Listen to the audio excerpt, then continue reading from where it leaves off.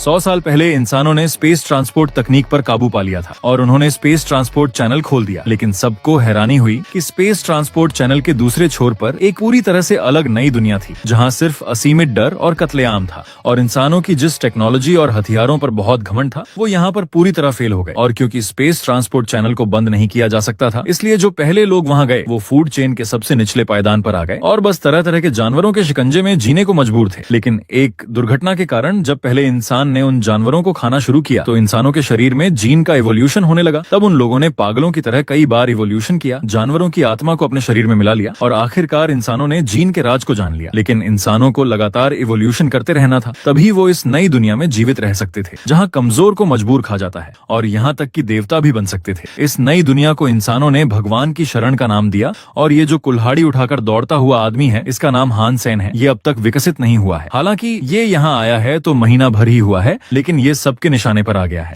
और इन लोगों के पीछे करने का कारण ये था कि जब इन लोगों ने टीम बनाकर एक जानवर की आत्मा को मारा था तो उसे चुरा कर ये ले आया। लेकिन इस नई दुनिया में कमजोर को मजबूर खा जाता है। यहाँ सिर्फ जीवित रहना और इवोल्यूशन ही एकमात्र तरीका है। उदाहरण के लिए अगर ये अब इनके हाथ लग गया तो ये मरना तय है। यहाँ तो बस यही नियम है कि जो जीतता है वही राजा होता है। लेकिन जी सकते हैं तो मरना किसे पसंद है? बस बहुत बुरा लग रहा है। 1 महीने पहले ही हान सेन की उम्र 18 साल की पूरी हुई थी और उसने तुरंत ही यहाँ आना चुन लिया। लेकिन ऐसा नहीं था कि वो अपनी मर्जी से यहाँ आया था। बहुत कम लोग होते हैं जो पढ़ाई छोड़कर यहाँ आते हैं और अपनी जान जोखिम में डालते हैं। उसके पिता की अचानक मौत हो गई थी। माँ बीमार थी, कमजोर थी और काम नहीं कर सकती थी और उसकी बहन को पढ़ाई के लिए पैसे चाहिए थे। हाई स्कूल पास करने वाले हान सेन के लिए पैसे कमाने के लिए भगवान की शरण में आना ही सबसे अच्छा विकल्प था। वो थोड़ा लड़खड़ाते हुए गली के कोने पर पहुंचा। तभी अचानक उसने देखा कि एक लंबे पेड़ जितना बड़ा राक्षस उसका रास्ता रोके खड़ा है। मैंने सोचा था कि मेरी बाईं पलक क्यों फड़क रही थी, तो ये राक्षस मिलने वाला था। अह राक्षस, तू इतना गुस्से में शहर के अंदर कैसे आ गया? मेरी एक बार खा ले। ये कहते ही उसने चाकू निकाला और वार कर दिया। सबसे बुरी बात ये थी कि उसने राक्षस के पिछवाड़े में वार किया था। इससे वहाँ खड़े सब लोगों की नजरें उस पर पड़ गईं। फिर राक्षस के चारों तरफ से सफेद धुआं उठने लगा और पलक झपकते ही ये राक्षस एक खूबसूरत औरत में बदल गया। हान सेन तो डर के मारे बेहाल हो गया। औरत, पिछवाड़ा, ये तो इंसान है। तभी वहाँ के लोग आपस में कानाफूसी करने लगे। वाह यार, इतनी हिम्मत है कि चिन क्सुएन के पिछवाड़े में गोद दिया। ये लड़का कौन है? हाँ, क्या इस लड़के को पता नहीं कि जानवरों की आत्मा से बदलना क्या होता है? चिन क्सुएन गैंगिया शरण में सबसे ताकतवर और रुतबे वाली औरत है। बहुत से लोग हंसी रोक रहे थे। ये आदमी तो चिन क्सुएन के पिछवाड़े में गोद मारने की हिम्मत कर गया। ये तो पिछवाड़े का दीवाना है। इस खूबसूरत औरत को जब एक अजनबी आदमी ने पिछवाड़े में गोद मार दिया तो उसने तुरंत ढेर सारे तगड़े आदमी बुला लिए और उसे घेर लिया। एक तगड़े आदमी ने अचानक उसकी पीठ में लात मारी। हान सेन का संतुलन बिगड़ गया और वो घुटनों के बल गिर पड़ा। चिन क्सुएन ने वहीं सबके सामने कह दिया, सुन लो सब लोग, आज के बाद जो भी इसके साथ रहेगा या इसकी मदद करेगा वो मेरा दुश्मन होगा। ये बात सुनते ही हान सेन का दिल बैठ गया और वो जो तगड़े आदमी खड़े थे वो दांत पीस रहे थे। उसे तो लगा जैसे वो सपना देख रहा हो। मैंने क्या किया? ये सच तो नहीं है। मैंने वाकई चिन क्सुएन के पिछवाड़े में गोद मार दी, लेकिन मैं अभी तो यहाँ आया हूँ। और फिर लगभग 1 महीना बीत गया। कहीं पहाड़ की झरने के पास एक आदमी कोने में बैठा अजीबोगरीब आवाजें निकाल रहा था। ये हान सेन था जो इवोल्यूशन के लिए बहुत सारे काली खोदने वाले कीड़ों को मार रहा था। उसने चाकू निकाला और तुरंत एक कीड़े का गोदा फाड़ दिया। सिस्टम ने तुरंत दिखाया कि तुमने काला खोदने वाला कीड़ा मार डाला है। इसका गोदा खाने से 0 से 10 पॉइंट्स तक जीन रैंडमली मिल सकता है। लेकिन बदकिस्मत से वो लगातार 30 से ज्यादा कीड़े खा चुका था। फिर भी उसके जीन में 1 पॉइंट भी नहीं बढ़ा था। अपने बेसिक जीन वैल्यू को छोड़कर बाकी सब जीन वैल्यू 0 थे।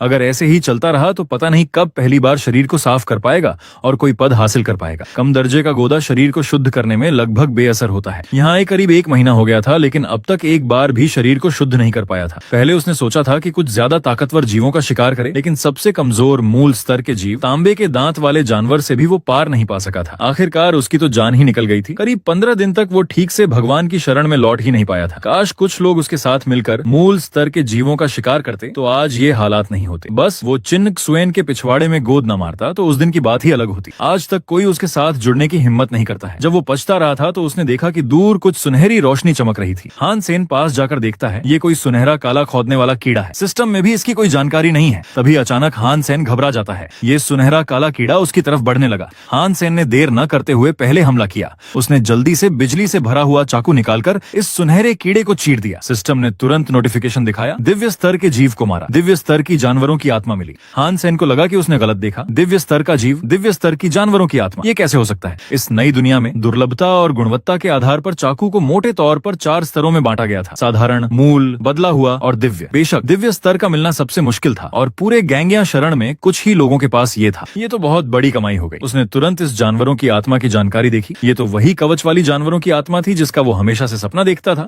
उसे लगा नहीं था कि ये सपना इतनी जल्दी पूरा हो जाएगा। तभी वो जानवरों की आत्मा अचानक सुनहरी रोशनी की किरण बनकर सीधे आसमान की तरफ गई। फिर उसके सामने एक भृंग के आकार की जानवरों की आत्मा दिखी और फिर ये पिघलते हुए तरल की तरफ फैलने लगी और धीरे धीरे हान सेन के शरीर पर चढ़ने लगी। थोड़ी ही देर में हान सेन का पूरा शरीर सुनहरे तरल से लिपट गया। जैसे जैसे सुनहरा तरल धीरे धीरे उतरा, हान सेन का कवच भी धीरे धीरे दिखने लगा। उस समय उसे लगा कि उसका शरीर हल्का हो गया है और उसमें जबरदस्त ताकत भी आ गई थी। वो दिव्य स्तर की जानवरों की आत्मा से बने कवच की बात ही कुछ और थी। आम मूल स्तर की जानवरों की आत्मा से बने कवच की तुलना में ये कितना शानदार था। पहले जब वो देखता था कि किसी के पास मूल स्तर की जानवरों की आत्मा का बदसूरत कवच है तो उसे बहुत देखा करता था। उसे लगा नहीं था कि आज हान सेन खुद एक बहुत बड़े पत्थर के पास आ गया है। वो अपनी असली ताकत जांचना चाहता था। उसने बस एक मुक्का मारा और बड़ी आसानी से उस चट्टान को टुकड़े टुकड़े कर दिया। उसे लगा नहीं था कि जब सबने उसे अकेला कर दिया था तब उसकी किस्मत बदलने वाला दिन भी आएगा। एक आदमी की चाकू निकालने की इच्छा हो रही थी, लेकिन फिर भी वो खाना बना रहा था। मजबूर था, इतनी कीमती चीजें बर्बाद नहीं कर सकता था। पहले जो दिव्य स्तर का उड़ने वाला भृंग खाया था उससे 7 पॉइंट दैवीय जीन मिले थे और अब इसका छिलका पकाकर जो सूप बचा था उसे पीने से शायद कुछ और बढ़ जाए। लेकिन ये जो दिव्य स्तर के भृंग के शरीर से निकला है ये आखिर क्या है? हान सेन ये खूबसूरत क्रिस्टल देख रहा था। ये बहुत अजीब लग रहा था। बिल्कुल भी ऐसा नहीं लग रहा था जैसे ये उस भृंग के शरीर का हिस्सा हो। तभी पास के एक पिंजरे में बंद हरा जानवर लालच से घूर रहा था। तभी अचानक क्रिस्टल हान सेन के हाथ से छिन गया। लेकिन जब वो मुड़कर देखता तब तक बहुत देर हो चुकी थी। पिंजरे में बंद हरे जानवर ने अपनी जीभ से तुरंत क्रिस्टल को उठाया और बिना कुछ सोचे समझे उसे निगल लिया और अंत में अपने होंठ भी चाट लिए। हान सेन तुरंत पागल हो गया। है तेरी, तूने इसे निगल लिया, जल्दी से उगल दे। लेकिन वो हरा जानवर हिला तक नहीं, जैसे मर गया हो। तभी उस हरे जानवर का आकार बढ़ने लगा, उसके शरीर से हरी हरी रोशनी फैलने लगी। अचानक हान सेन की आंखें फटी की फटी रह गईं। ये हरा जानवर इतनी तेजी से बढ़ रहा था कि वो पिंजरे को तोड़ता हुआ हान सेन की तरफ झपटा। हान सेन छोटे छोटे कदमों से पीछे हटता हुआ अपनी कमर से चाकू निकालने लगा। फिर बिजली से भरा हुआ चाकू सीधा उस हरे जानवर के शरीर में घुस गया। हान सेन उसे खून से लथपथ होते देख रहा था। उसका दिल अब भी डर से धड़क रहा था। सिस्टम ने नोटिफिकेशन दिया, शिकार सफल रहा, मूल स्तर के हरे जानवर को मार डाला। हान सेन सन्न रह गया। मूल स्तर के हरे जानवर का स्तर और कम होना चाहिए था। क्या ये उस क्रिस्टल की वजह से हुआ कि वो इवोल्यूशन कर गया? उसने चाकू उखाड़ा। अब उसे समझ में आया कि दिव्य स्तर का काला भृंग क्यों था। दरअसल उसने ये क्रिस्टल निगल लिया था। उसने बेसब्री से फिर से उस क्रिस्टल को निकाला, यानी कि दूसरे जीव भी इस क्रिस्टल के जरिए दिव्य स्तर तक पहुंच सकते हैं। हान सेन ने उसे प्यार से चूम लिया। ऐसे में जल्द ही मैं भी पूरी तरह बदल जाऊंगा। दृश्य बदलता है। हान सेन के घर से बहस की आवाजें आ रही हैं। बड़े भाई के हिस्से का जो देना है वो तुम लोगों को दिया जाएगा, लेकिन पुराना घर अकेले हड़पने की कोशिश मत करना। हान सेन के पिता मरते ही उसके चाचा और मामा आ गए। पुराना घर तो माता पिता की विरासत है, हम बच्चों का भी इसमें हक बनता है। क्या तुम सब अकेले ही हड़पोगे? दूसरे चाचा ने कहा, तुम लोगों ने 20 से ज्यादा साल से यहाँ रहकर बहुत फायदा उठा लिया, अब जरा विरासत में से हिस्सा भी बांट लो। मामा भी सहमत हो गए। दूसरे भाई साहब ने सही कहा। दूसरी चाची ने कहा, ये पुराना घर 3 लाख से ज्यादा का है, या तो हर घर वालों को 1-1 लाख देकर ये घर रख लो या फिर घर बेचकर पैसे बांट लो। हान सेन की माँ के पास उन्हें देने के लिए पैसे नहीं थे। अगर घर बिक गया तो वो बेघर हो जाएगी। लेकिन दूसरे चाचा मानने को तैयार नहीं थे, ढेरों बहाने बना रहे थे।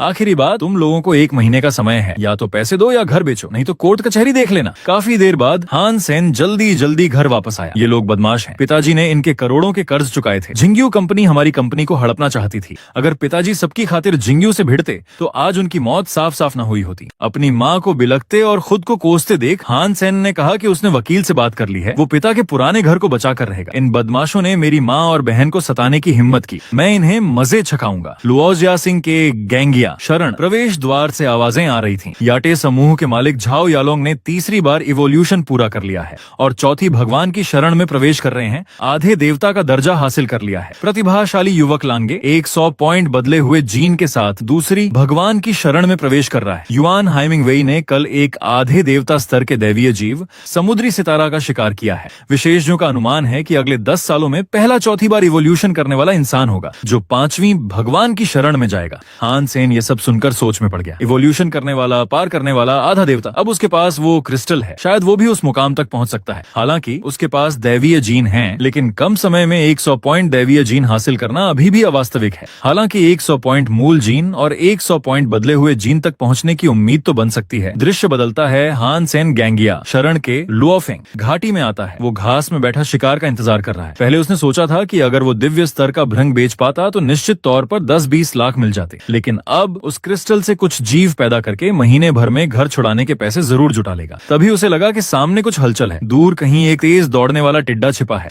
अच्छा हुआ उसकी नजर पहले उस पर पड़ गई। इस टिड्डे के शरीर का रंग घास से इतना मिलता था कि सच में उसे देख पाना मुश्किल था। तेज दौड़ने वाला टिड्डा मूल जीन। हान सेन ने बिना कुछ सोचे चाकू निकाला और उस पर झपट पड़ा। लेकिन हैरानी की बात यह थी कि ये तेज दौड़ने वाला टिड्डा उससे भी तेज था। वो बहुत पहले ही हान सेन के ठीक ऊपर आकर मंडरा रहा था। इससे जिस जिसने पहले हमला करने की सोची थी। हान सेन वहीं ठिठक गया और बिना कुछ बचाव किए ही उसने टिड्डे का जानलेवा हमला सीने पर खाया। बुरी तरह चोट खाकर हान सेन करीब 10-12 कदम पीछे हट गया। मेरी जान, बहुत बड़ी भूल हो गई। ये टिड्डा काफी ताकतवर और तेज है। उसे हैरानी हो रही थी कि इतने जबरदस्त हमले के बाद भी उसे एक खरोंच नहीं आई। दिव्य स्तर की जानवरों की आत्मा का कवच वाकई कमाल का है। हान सेन ने तुरंत जवाबी हमला किया। बिजली वाला चाकू निकालकर वो ऊपर कूद गया। फिर सुनहरी रोशनी की किरण देखते ही देखते टिड्डा कमर से 2 टुकड़ों में कट गया। हा, एक कवच हाथ हो तो चारों तरफ जलवा है। शिकार सफल हुआ। मूल स्तर के तेज दौड़ने वाले टिड्डे को मार डाला। शायद बहुत शोर हो गया था, इसलिए ढेर सारे टिड्डे एक साथ उस पर टूट पड़े। लेकिन वो चाहे जितना हमला करें, हान सेन हिलता नहीं था।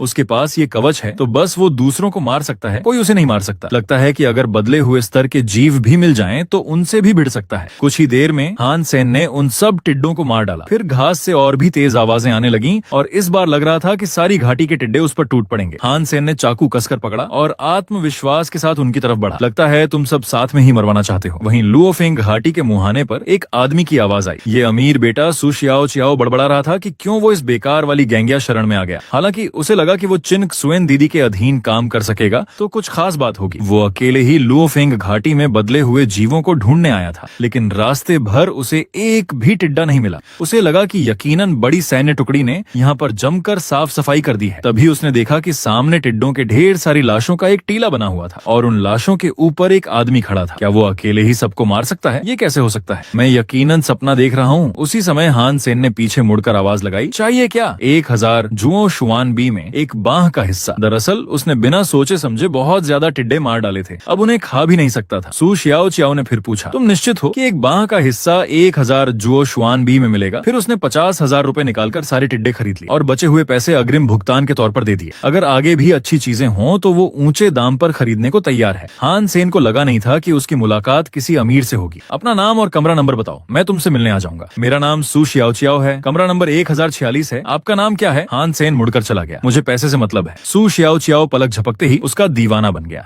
अपने आदर्श को सीधा नाम से न बुलाने के लिए उसने जोर से आवाज लगाई, पैसे वाले भैया, मैं तुम्हारा इंतजार कर रहा हूँ, तुम जरूर आना। दृश्य बदलता है। हान सेन फिर से तांबे के दांत वाले जानवर के इकट्ठा होने की जगह पर आ गया। वो कुछ तांबे के दांत वाले जानवर बिना कुछ सोचे उस पर झपट पड़े। चाकू चलते ही कुछ ही सेकंड में सबसे पहले झपटने वाले कुछ जीवों के शिकार होने का नोटिफिकेशन आ गया। हान सेन ने तांबे के दांत वाले जानवरों को लगभग खत्म ही कर दिया था। उसका में इस बार एक को जिंदा पकड़ना था ताकि उसे क्रिस्टल के पास पाल सके। तभी कोने में पड़े एक तांबे के दांत वाले जानवर से मूल स्तर की जानवरों की आत्मा निकली। हान सेन के हाथ फिर से जानवरों की आत्मा लग गई। तांबे के दांत वाले जानवर की जानवरों की आत्मा बहुत डिमांड में है। उसने धीरे धीरे अपना हाथ बढ़ाया। लाश में से जानवरों की आत्मा उड़ती हुई उसके पास आ गई और पलक झपकते ही ये मूल स्तर की जानवरों की आत्मा एक भाले में बदल गई। हान सेन बेसब्र होकर उसे घुमाने लगा। हल्के से इधर उधर मारते ही सामने की चट्टान चूर चूर हो गई। फिर हान सेन तांबे के दांत वाले जानवर को छुपाकर शरण में ले आया। तभी सामने से कुछ लोगों का एक समूह जा रहा था। ये लोग शेन तियानजी के गुट के थे और ये सफेद कपड़ों वाला आदमी चिन शियान का दीवाना है, इस शरण का गुंडा है। उसने हान सेन की तरफ एक नजर देखा। बेकार, इतना कहना था कि उसने कोड़ा निकालकर हान सेन के कंधे पर जोर से मारा। इतनी हिम्मत किसने दी तुझे जो तूने किसी को मूल स्तर का जीव बेचने की हिम्मत की? हान सेन ने जल्दी से अपना घाव दबाया। हैरानी में वो सोच रहा था, साला ये तो पागल है। उस गुंडे ने हान सेन की तरफ इशारा करते हुए गालियां दी। मुझे पता चला कि तुझे किसी ने कुछ बेचा है तो मैं उस आदमी और तुझे दोनों को जहन्नुम का रास्ता दिखाऊंगा, यकीन मानना। ये कहकर वो अपने लोगों को लेकर शहर से बाहर निकल गया। तभी उसका एक साथी आदमी हान सेन के पास से गुजरा। आज तेरी किस्मत अच्छी है कि हमें कहीं जल्दी थी, नहीं तो आज तेरी जरूर धुनाई कर देते। हान सेन उन सब बदमाशों को जाते देखता रहा। उसने सोचा उसे जल्द से जल्द अपनी ताकत बढ़ानी होगी, ये सब बदला वो जरूर लेगा। ये तांबे के दांत वाला जानवर अब 3 दिन से कैद में था। उसके बालों में थोड़ी कांस्य की चमक आ गई थी, लेकिन पूरी तरह बदले हुए तांबे के दांत वाले जानवर से अभी बहुत दूर था। पूरी तरह बदलने का मतलब होता है कि उसकी खाल पीतल की बनी हुई मूर्ति जैसी दिखने लगे। बस यूं ही इंतजार करते बैठे रहने में वक्त बर्बाद हो रहा है। पहले कुछ खाकर बदले हुए जीन बढ़ा लेता हूँ, फिर किसी जीव का शिकार करके पैसे बदल लेता हूँ। तभी बाहर से कई लोगों के कदमों की आवाज आई। हान सेन उत्सुकता से दरवाजे की दरार से झांकने लगा। कुछ आदमी बातें कर रहे थे कि क्या हड्डियां बीनने चलें। पता चला कि लोयांग पहाड़ी पर 3 बड़े गुटों ने मिलकर एक दिव्य स्तर के जीव को घेर रखा था। दृश्य बदलता है। पहाड़ी की छोटी पर जल्दी जल्दी एक परछाई पहुंचती है। हान सेन हांफता हुआ पास की पहाड़ी की छोटी पर चढ़कर नीचे देखने लगा। लगता है देर नहीं हुई है। तभी कुछ ही दूरी पर कई टोलियां घेराबंदी में लगी हुई थी। उनमें वो चिन्ह सुखन भी थी जिसके पिछवाड़े में हान सेन ने गोद मारा था, और वो गुंडा भी था जिसने शरण के द्वार पर उसे मारा था। कई शरण के गुट एक साथ हमलावर थे, लेकिन ये आधे इंसान और आधे बैल जैसा खून से सना कसाई बस अपनी कुल्हाड़ी हिलाते आते ही चारों तरफ के लोग उड़ जाते थे। वो तो लोगों के समूह में घुसकर इधर उधर भागने लगा था। नीचे जमकर मार काट हो रही देख पहाड़ी की चोटी पर खड़ा हानसेन, ये दिव्य स्तर का जीव बहुत ताकतवर है। उसी समय खून से सना कसाई उस गुंडे के सामने आ पहुंचा। उसने कुल्हाड़ी उठाकर जोर से वार किया। किसी तरह गुंडा उछलकर बच तो गया, नहीं तो वहीं कुल्हाड़ी से 2 टुकड़े हो जाता। लेकिन उसकी सवारी की बात ही कुछ और थी। कुल्हाड़ी सीधे उसके ऊपर गिरी। वहां तो सिर्फ खून और लोथड़े ही बिखरे थे। गुंडा तुरंत आग बबूला हो गया। हे भगवान, मेरी बदली हुई जानवरों की आत्मा वाली सवारी, आज मैं तुझे मारकर ही रहूंगा। तब खून से सना कसाई जमकर कत्लेआम मचा रहा था। बहुत से लोग वहीं कुचले गए। कुछ लोगों ने कसाई की पीठ पर तीर चलाए, लेकिन इसका नतीजा ये हुआ कि वो और पागल होकर चारों तरफ कुल्हाड़ी चलाने लगा। बहुत सारे लोगों के टुकड़े टुकड़े हो गए। ये दिव्य स्तर का जीव और वो दिव्य स्तर का काला भृंग, दोनों में कितना फर्क है। कुछ ही देर में ये खून से सना कसाई घेराबंदी तोड़कर भागने वाला था। उसे बचने के रास्ते की तरफ भागते देख गुंडे ने जल्दी से अपना हाथ बढ़ाया, मानो कुछ पकड़ना चाहता हो। फिर हरे रंग की रोशनी का एक गोला तेजी से उसके हाथ में समा गया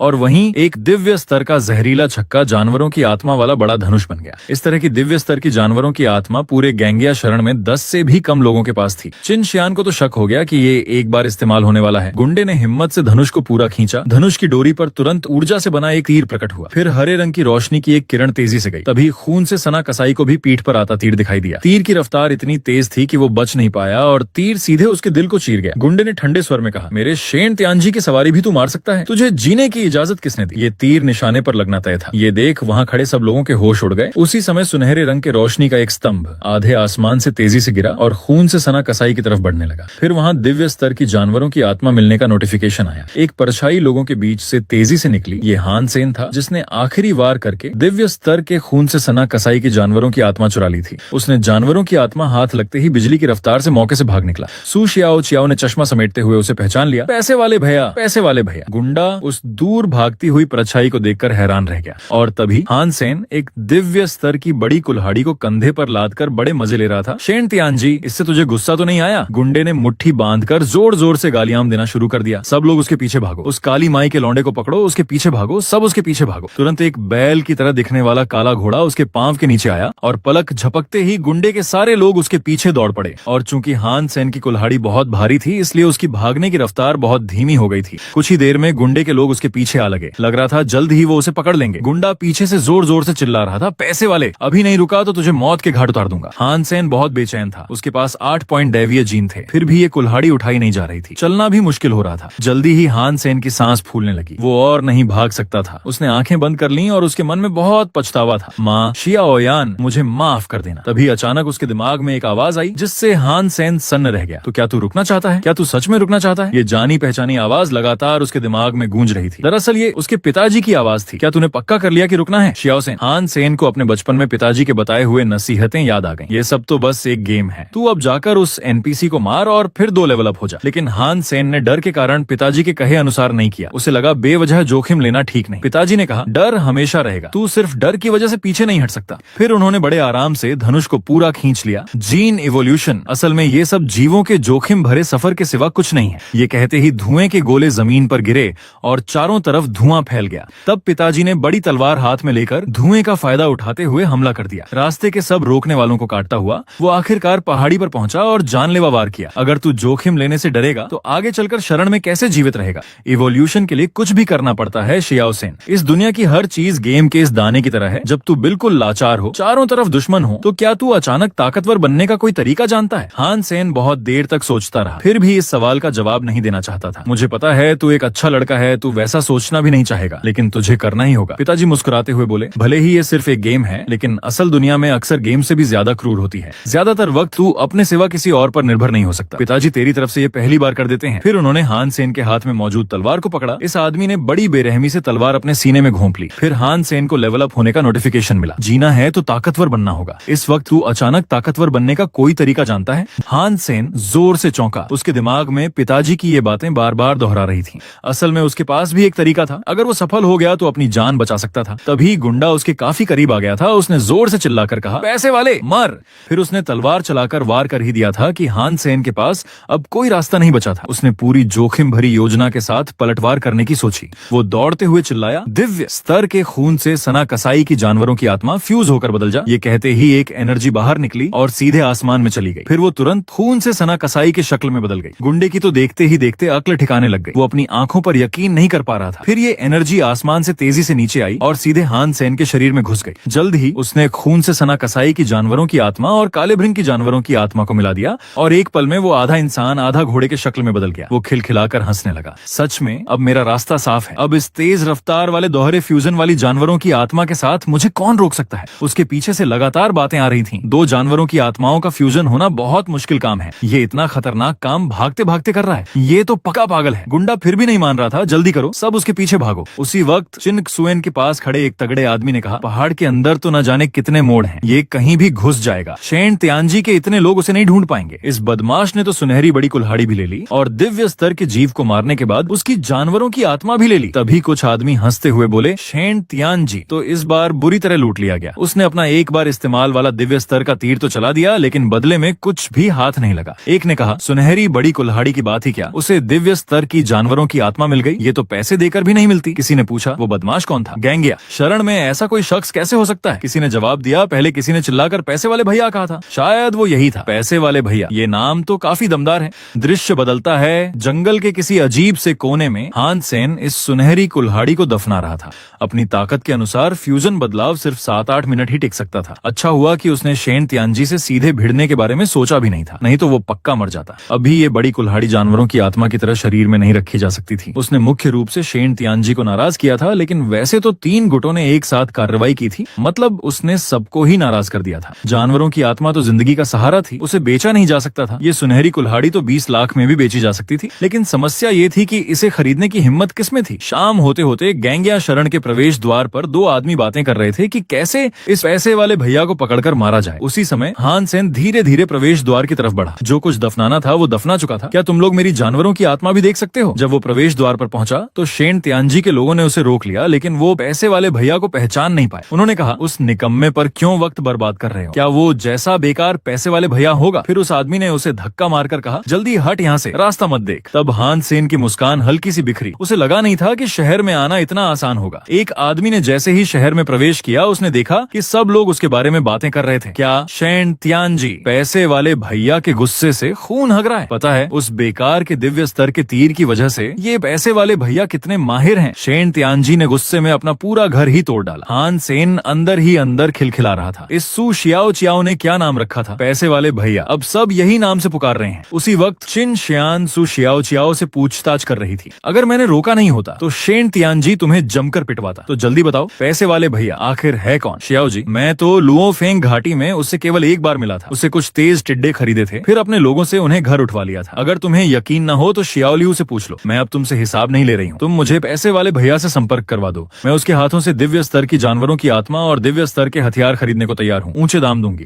और ये बात सिर्फ तुम और मैं ही जानेंगे। इनाम बहुत दूंगी। सू शियाओ चियाओ ने इनाम का नाम सुनते ही उसके गाल हल्के गुलाबी हो गए और उसने ये काम करने की हामी भर ली। दृश्य बदलता है। किसी पहाड़ के गहरे हिस्से में हान सेन मूल स्तर के हरे जीवों का शिकार कर रहा था। शेन तियानजी ने मुझे पकड़ने के लिए कितना बड़ा इनाम रखा है। मैं तो चाहूँ तो खुद को बेचकर पैसे बना सकता हूँ। हान सेन ने सिस्टम की जानकारी देखी तो बदले हुए जीन में अभी भी 1 पॉइंट की भी वृद्धि नहीं हुई थी। तभी काले पानी के तालाब में एक मगरमच्छ का सिर धीरे धीरे पानी से बाहर आया, लेकिन हान सेन की नजर पड़ते ही वो फिर से पानी में गायब हो गया। तभी कुछ दूरी पर घास में हलचल हुई। हान सेन तुरंत सावधान हो गया। ये क्या आवाज है? जल्द ही एक काली परछाई जंगल में से उसकी तरफ चली आ रही थी। ये आदमी बुरी तरह घायल था। उसके कपड़े फटे हुए थे, लेकिन उसके चाल ढाल में कोई घबराहट नहीं थी। हालांकि कपड़े इतने फटे हैं, क्या कोई हमला हो गया था? हान सेन ने चेतावनी देते हुए कहा, दोस्त, उस तरफ के तालाब में लोहे के दांत वाले मगरमच्छ हैं। बेहतर होगा कि वहाँ मत जाओ। उस आदमी ने पूछा, ये कौन सी जगह है? ग्लोरी शरण। किस तरफ है? हान सेन ने जवाब दिया, ये गैंगिया शरण के उत्तर में तेकेक्सिली पहाड़ियां है। मुझे नहीं पता तुम्हारा ग्लोरी शरण कहाँ है। उस आदमी की हिम्मत टूट गई। गैंगिया शरण मतलब मैं इतनी दूर आ गया हूँ, दूसरी शरण के इलाके में आ गया हूँ। फिर उसने हुक्म के अंदाज में कहा, मुझे ग्लोरी शरण ले चल। हान सेन का चेहरा तुरंत काला पड़ गया। इस आदमी की हिम्मत देखो, ये मुझे हुक्म दे रहा है। उसने मुड़कर एक दिशा दिखाते हुए कहा, तू यहाँ से दक्षिण की तरफ चल। अगर बहुत तेज नहीं चलेगा तो अंधेरा होने से पहले शरण पहुंच जाएगा। मुझे शिकार करना है, तुझे साथ नहीं ले जा सकता। लेकिन हैरत की बात ये थी कि उस आदमी ने अचानक हान सेन की पीठ पर जोरदार मुक्का मारा। वो कुछ भी भांप नहीं पाया और उसका मुंह उस बड़े पत्थर से टकराया, जिससे उसके मुंह से खून बहने लगा। हान सेन ने अपना आधा चेहरा खून से लथपथ होते देखा। तू क्या कर रहा है? उस आदमी ने धीरे से कहा, तू बस मेरी मान, बेकार की बातें मत किया कर, मुझे शरण लेकर चल। हान सेन को शक था कि इस आदमी का दिमाग खराब है। उसके हाथ में तुरंत सुनहरी रोशनी चमकी और उसने एक 12मासी चांदी के भाले को हवा से बाहर निकाला। क्या तू किसी की मदद लेने का ये तरीका है? गुस्से से भरा हान सेन उस पर वार करने दौड़ा। उस आदमी के होंठ हल्के से मुस्कुराए, उसके हाथ की हथेली एनर्जी से लिपट गई। इतने बुनियादी स्तर की भाला चलाने की कला बहुत बेकार है। भले ही मेरी जानवरों की आत्मा पूरी तरह से नष्ट हो चुकी हो, तू फिर भी मेरे सामने नहीं टिक सकता। ये आदमी बिना कुछ हाथ से ही भाले को तोड़ने की कोशिश कर रहा था और देखते ही देखते भाले का सिरा वहीं टूटकर जमीन पर गिर गया।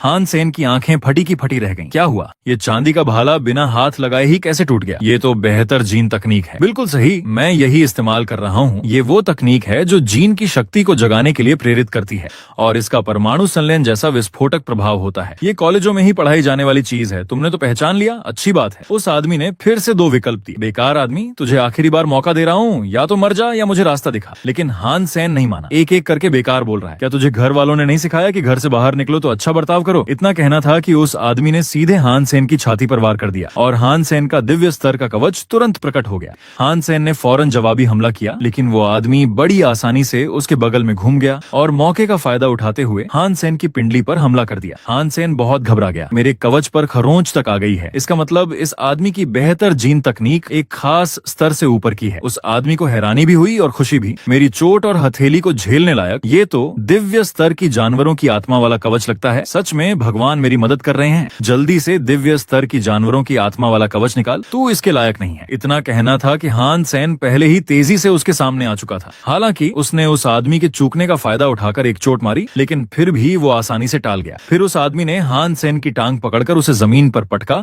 और जमकर कुचला। हान सेन जमीन पर पड़ा चीखता रहा। बेकार आदमी हमेशा बेकार ही रहता है। भले ही उसके पास दिव्य स्तर की जानवरों की आत्मा हो, फिर भी बेकार ही रहता है। जमीन पर पड़ा हान सेन फिर भी नहीं माना। उसने जोर से हाथ पटका। सिर का कवच उसके दांतों से टकराकर तोड़ दिया, जिससे उस आदमी के मुंह से खून बहने लगा। कुछ देर वो ठीक से कर भी नहीं पा रहा था। उस समय हान सेन ने बुरे मुंह से कहा, आज मैं तुझे जरूर नष्ट करूंगा। मौका पाकर हान सेन ने फौरन खून से सना कसाई की जानवरों की आत्मा से बदलाव किया। उस आदमी को अपनी आंखों पर यकीन नहीं हो रहा था। हान सेन का पूरा शरीर खून से सना कसाई की जानवरों की आत्मा से लिपट गया था। उसकी आत्मा को बहुत खतरनाक देख उस आदमी ने सोचा वो हाथ से मारकर ही देखे, लेकिन हान सेन के एक ही मुक्के से वो वहीं गिर गया और उसे लगातार बिजली की तरह मुक्के पड़ने लगे। वो हिल भी नहीं पा रहा था और लगातार खून उगलता जा रहा था। दृश्य बदलता है। हान सेन बेहाल होकर जमीन पर बैठा बुदबुदाया, मैंने किसी को मार डाला। खून से सना कसाई का रूप बदला, साथ में दिव्य स्तर का कवच भी था। फिर भी वो मुझे घायल कर सकता था। अगर उसके पास जानवरों की आत्मा होती तो शायद आज मैं ही मरता। हान सेन धीरे धीरे उस लाश के पास जाकर रेंगा। इस आदमी की बेहतर जीन तकनीक इतनी कमाल की थी, आखिर ये कहाँ से आया था? वो उसकी जेबों को टटोलने लगा। इतने गंदे कपड़ों में कुछ रखा भी होगा। तभी उसकी जेब से पत्थर जैसी कोई चीज निकली। हान सेन ने पहचाना कि ये बैंगनी रंग का क्रिस्टल मेमोरी चिप था। ये आदमी एक महंगी मेमोरी चिप को घूर रहा था। हेंसेन ने उत्सुकता से उसे इंस्ट्रूमेंट पर रखा, लेकिन सामने जो नजारा देखा उससे वो हैरान रह गया। उसे नहीं पता था कि मेमोरी चिप में आइस जेट गर्ल टेक्निक का पूरा डिटेल लिखा है। सबसे बड़ी बात ये कि इस आइस जेट गर्ल टेक्निक में हॉट गर्ल्स का लाइव डेमो भी था। हेंसेन शर्मा कर लाल हो गया और सेल्फ ताओ जुई में आ गया। वो तो सोच ही रहा था कि पैसे बचाकर ये बुक खरीदूं। अब तो बचत हो गई। 3 दिन बाद हेंसेन ने मेहनत से ice jet girl technique practice की तो काफी प्रोग्रेस लग रही थी। कुछ दिन प्रैक्टिस करने से उसके बॉडी में एक ठंडक सी फील होने लगी। लगा जैसे स्किन और भी सॉफ्ट हो गई है और बॉडी टेम्परेचर नॉर्मल से 2 डिग्री कम हो गया। शायद ये इस टेक्निक की स्पेशलिटी है। कोई बात नहीं, पहले ये मेमोरी चिप यहाँ से हटानी होगी। लगता है कभी ना कभी ये प्रॉब्लम खड़ी कर देगी। तभी झांग दानफेंग नाम के एक दोस्त ने फोन किया। हेंसेन ने फोन उठाया ही था कि फोंगजू ने बोला बाहर मिल और बोला कि हान हाओ और शुक्सी दोनों हैं। हेंसेन ने हान हाओ का नाम सुनते ही एक बार सोचा, फिर उसने लोकेशन पूछ ली, लेकिन फिंग जी ने बोला पहले बाहर आ। कार आधी रोड पर आ चुकी है, बस पहुंचने वाली है। हेंसेन सोच में पड़ गया।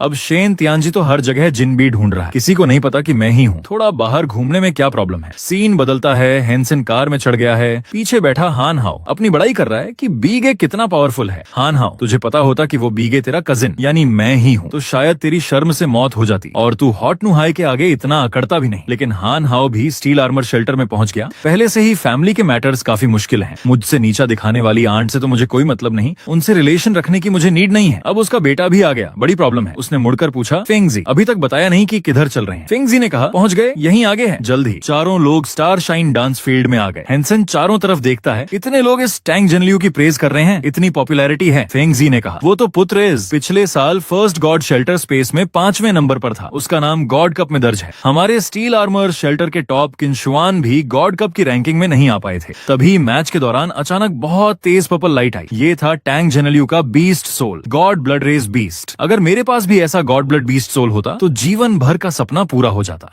और पास वाला आदमी तिरस्कार से बोला, ये क्या है? बीगे के ब्लडी किलर के सामने इसकी क्या वैल्यू है? वो असली पावरफुल है। फेंगजी ने कहा, मुझे नहीं पता वो बीगे स्ट्रांग है या नहीं, लेकिन उसका का गॉड ब्लड बीस्ट सोल चुराया हुआ है, ये हीरो वाली बात नहीं है। उसकी तुलना टैंग जेनलियू से कैसे कर सकते हैं? लगता है मैं अभी फोंगजो को नहीं बता सकता कि मैं ही बीगे हूँ, वरना बेमतलब की अनहैप्पीनेस हो जाएगी। सीन बदलता है, हेंसेन एक केव में आता है, वो एक बड़ा बैग कंधे पर लादे धीरे धीरे आगे बढ़ रहा है। अच्छी कमाई हुई है, god blood non beetle armour से प्रोटेक्टेड होने के कारण यहाँ के जहरीले बिच्छू मुझे कुछ नहीं कर सकते, और मैंने तो उन्हें लगभग खत्म ही कर दिया। तभी पास में एक औरत चट्टान के सहारे कमजोर आवाज में पुकार रही है क्या जिन बाई? हेंसेन की आंखें फैल गईं। ये तो वही किन शुआन है जिसे मैंने पहले मारा था। स्टील आर्मर शेल्टर की सबसे ताकतवर औरत यहाँ कैसे? हेंसेन तुरंत मुड़ा और चलने लगा। किन शुआन ने उसे रोका। रुक, मुझे यहाँ से निकाल। हेंसेन कुछ समझ नहीं पाया। बैक? मुझे तुझे बैक क्यों करना है? किन शुआन ने अपना एंकल छुआ। इतना चौंका क्यों रहा है? क्या तुझे दिख नहीं रहा कि मेरे पैर में चोट लगी है? हेंसेन लगभग भूल ही गया था कि उसने आर्मर पहन रखा है। वो उसे पहचान नहीं सकता, इसलिए पैनिक होने की जरूरत नहीं है। और वो इंजर्ड भी है, शायद मैं उससे कुछ न कुछ फायदा उठा सकता हूँ। तेरे पैर का घाव जहरीले बिच्छू के डंक जैसा लगता है, तू इतनी स्ट्रांग है, फिर ये कैसे हुआ? उसी समय किन शुआन के हाथ में एक छुरी प्रकट हुई। वो म्यूटेंट बिच्छू ने मुझ पर तब हमला किया जब मेरी ड्रैगन सेंट लगभग समाप्त होने वाली थी। फिर उसने गुस्से से कहा, ये मत समझ कि मैं इंजर्ड हूँ तो तू मौका ले सकता है। ये छुरी गॉड ब्लड लेवल का 20 सोल पॉइजन बटरफ्लाई से बनी है। क्या तेरा आर्मर इससे बच पाएगा? हेंसेन ने तुरंत समझाया, तू गलत समझ रही है, मेरा कोई बुरा इरादा नहीं था। तूने अभी बोला ना कि मैं तुझे बैक कर लूं। असल में हेंसेन के दिल में काफी पैनिक थी। ये औरत मन पड़ती क्या है? किन शुआन ने शर्त रखी, अगर वो उसे सेफ बाहर पहुंचा देगा तो उसे पैसे देगी। हेंसेन को अभी पैसे की सख्त जरूरत थी। तूने म्यूटेंट जहरीले बिच्छू का मेंशन किया, उसे मारा कि नहीं? मार दिया, पीछे ही है। क्या हुआ? तभी किन शुआन ने देखा कि ये बड़ा बैग सारा जहरीले बिच्छुओं की लाशों से भरा है और वो बिल्कुल भी घायल नहीं है। हेंसेन ने तुरंत कंडीशन रखी, तुझे बाहर ले जा सकता हूँ, लेकिन एक म्यूटेंट बीस्ट सोल इनाम में चाहिए, और तूने जो म्यूटेंट जहरीला बिच्छू मारा है वो भी मेरा। जल्द ही हेंसेन किन शुआन को पीठ पर लादे शेल्टर के रास्ते पर आगे बढ़ रहा था। किन शुआन ने मन में सोचा, ये आदमी जहरीले बिच्छू की लाश ले जाने के लिए जो नहीं आया उसे वहीं मौके पर खा गया। ये इंसान नुकसान उठा ही नहीं सकता, और जहरीले बिच्छू उसके आर्मर को नुकसान नहीं पहुंचा सकते। कहीं ये भी गॉड ब्लड बीस्ट सोल का ही ट्रांसफॉर्मेशन तो नहीं है? हेंसेन ने म्यूटेंट बीस्ट सोल पकड़ते हुए कहा, गॉड ब्लड बीस्ट सोल नहीं बेचूंगा, लेकिन वेपन के लिए एक म्यूटेंट बीस्ट सोल और 2 लाख तैयार है। किन शुआन ने तुरंत बार्गेन किया, वेपन शेल्टर के बाहर नहीं ले जा सकते, इस्तेमाल लिमिटेड है, एक बार में 6 लाख, ये मेरी लास्ट लिमिट है। हेंसेन ने तुरंत हाँ कर दी, डील, तू पैसे रेडी रख, मैं सुजाओ के थ्रू तुझे टाइम और लोकेशन बताऊंगा। किन शुआन ने मन में सोचा, सच में पैसे का बहुत लालची आदमी है। बातचीत खत्म होने के बाद हेंसेन बैग लादे घर की तरफ चलने लगा, लेकिन सड़क पर उसका छोटा कजिन हान हाउ मिल गया। हान हाउ ने नमस्ते तक नहीं किया, बल्कि वहीं मुंह फेर लिया। हेंसेन ने ये देखा तो बोला, मुझे नहीं पहचानता क्या? पर जैसे ही वो एक संकरी गली में घुसा, हान हाउ तुरंत पीछे भागा और उसे रोका। हेंसेन ने झुंझलाकर पीछे मुड़कर पूछा, क्या हुआ? हान हाउ डांटते हुए बोला, मैंने सुना है तूने किन शुआन और शेन त्यानजी से प्रॉब्लम कर ली है, कुछ जरूरी बातें साफ कर लेनी है। हेंसेन ने उसे एक नजर देखा, तू क्या बोलना चाहता है? हम तो स्ट्रेंजर की तरह हैं, और दिल में उसे सब साफ था। हान हाउ, भले ही ये मामले ना हो, तो क्या तू मुझे भाई मानता है? मुझसे हीन समझना मतलब नहीं रखता, हमारे रास्ते ही अलग हैं। हेंसेन अपने कमरे में लौटकर इन दिनों की मेहनत का रिजल्ट देखता है। इतने पैसे हो जाने से आगे लाइफ और अच्छी होगी, पहले माँ और यान यान को लेकर मजा करूं। अगले दिन हेंसेन मदर और सिस्टर को काफी महंगी जगह घुमाने ले गया। यान यान, तू तो लंबे समय से ब्लू सैफायर आइसक्रीम खाने के लिए कह रही थी, आज भाई ट्रीट करेगा, तेरी प्यासी जीभ को भरपूर खिलाऊंगा। बहुत अच्छा। मदर को थोड़ी चिंता हुई, ब्लू सैफायर आइसक्रीम बहुत महंगी है। हेंसेन, भले ही तूने पैसे कमाए हों, हमें बचत करके चलना चाहिए। माँ चिंता मत कर, मैंने पैसे ही नहीं कमाए बल्कि म्यूटेंट जीन भी हासिल कर लिया है। आगे और मजबूत बनूंगा और पैसे कमाऊंगा, तुझे और यान यान को अच्छी लाइफ दूंगा। लेकिन नीचे ग्राउंड फ्लोर पर बहुत भीड़ थी, तो वो पहले उन्हें सेकंड फ्लोर घुमाने ले गया, लेकिन स्टेयर्स पर कुछ ही स्टेप्स चढ़े थे कि उनका रास्ता रोक दिया गया। एक वेटर ने एक छोटी वुडन बोर्ड की तरफ इशारा करते हुए कहा, सॉरी आप ऊपर नहीं जा सकते, सेकंड फ्लोर एलीट और एरिस्टोक्रेट के लिए रिजर्व्ड है। मदर ने हेंसेन का कंधा थपथपाते हुए कहा, कोई बात नहीं, हम यहीं पास में वेट करते हैं, तू जाकर यान यान के लिए आइसक्रीम ले आ। लेकिन हेंसेन को बहुत गुस्सा आया। Elite, aristocrat, left world star alliance के 2 सम्मानित टाइटल्स, ये क्या बड़ी बात है? मैं कसम खाता हूँ जल्द ही मैं सब कुछ हासिल करूंगा, फिर ये छोटी सी वुडन बोर्ड मेरा रास्ता नहीं रोक पाएगी। ये आदमी हमेशा की तरह उसी ट्रेन में सवार था, लेकिन अचानक इमरजेंसी ब्रेक लगने से सभी पैसेंजर्स का बैलेंस बिगड़ गया और वो गिरने लगे। हेंसेन भी इनर्शिया के कारण सीधा एक हॉट गर्ल की गोद में जा गिरा। हेंसेन कुछ सेकंड्स तक तो यूं ही स्टंट रहा, फिर उस गर्ल ने उसे तुरंत एक ऐसा थप्पड़ मारा कि उसकी दिशा ही भटक गई। हेंसेन ने अपने जले हुए चीक को पकड़ते हुए बार बार माफी मांगी, मैंने जानबूझकर नहीं किया। उस समय किन शुआन के गाल हल्के लाल हो गए। उसने सोचा कि ये आदमी वही बास्टर्ड है जिसने पिछली बार उसका फायदा उठाया था। हेंसेन ने हैरान होकर पूछा, किन शुआन तू यहाँ कैसे? किन शुआन बोली, तेरी हैबिट कभी सुधरेगी नहीं। पहले तो मैंने सोचा तू बस इमेच्योर है, लेकिन असल में तू इतना गंदा इंसान है। इधर आसपास के पैसेंजर्स भी बातें करने लगे। किसी ने कहा उसने उस पर हमला किया, तो किसी ने कहा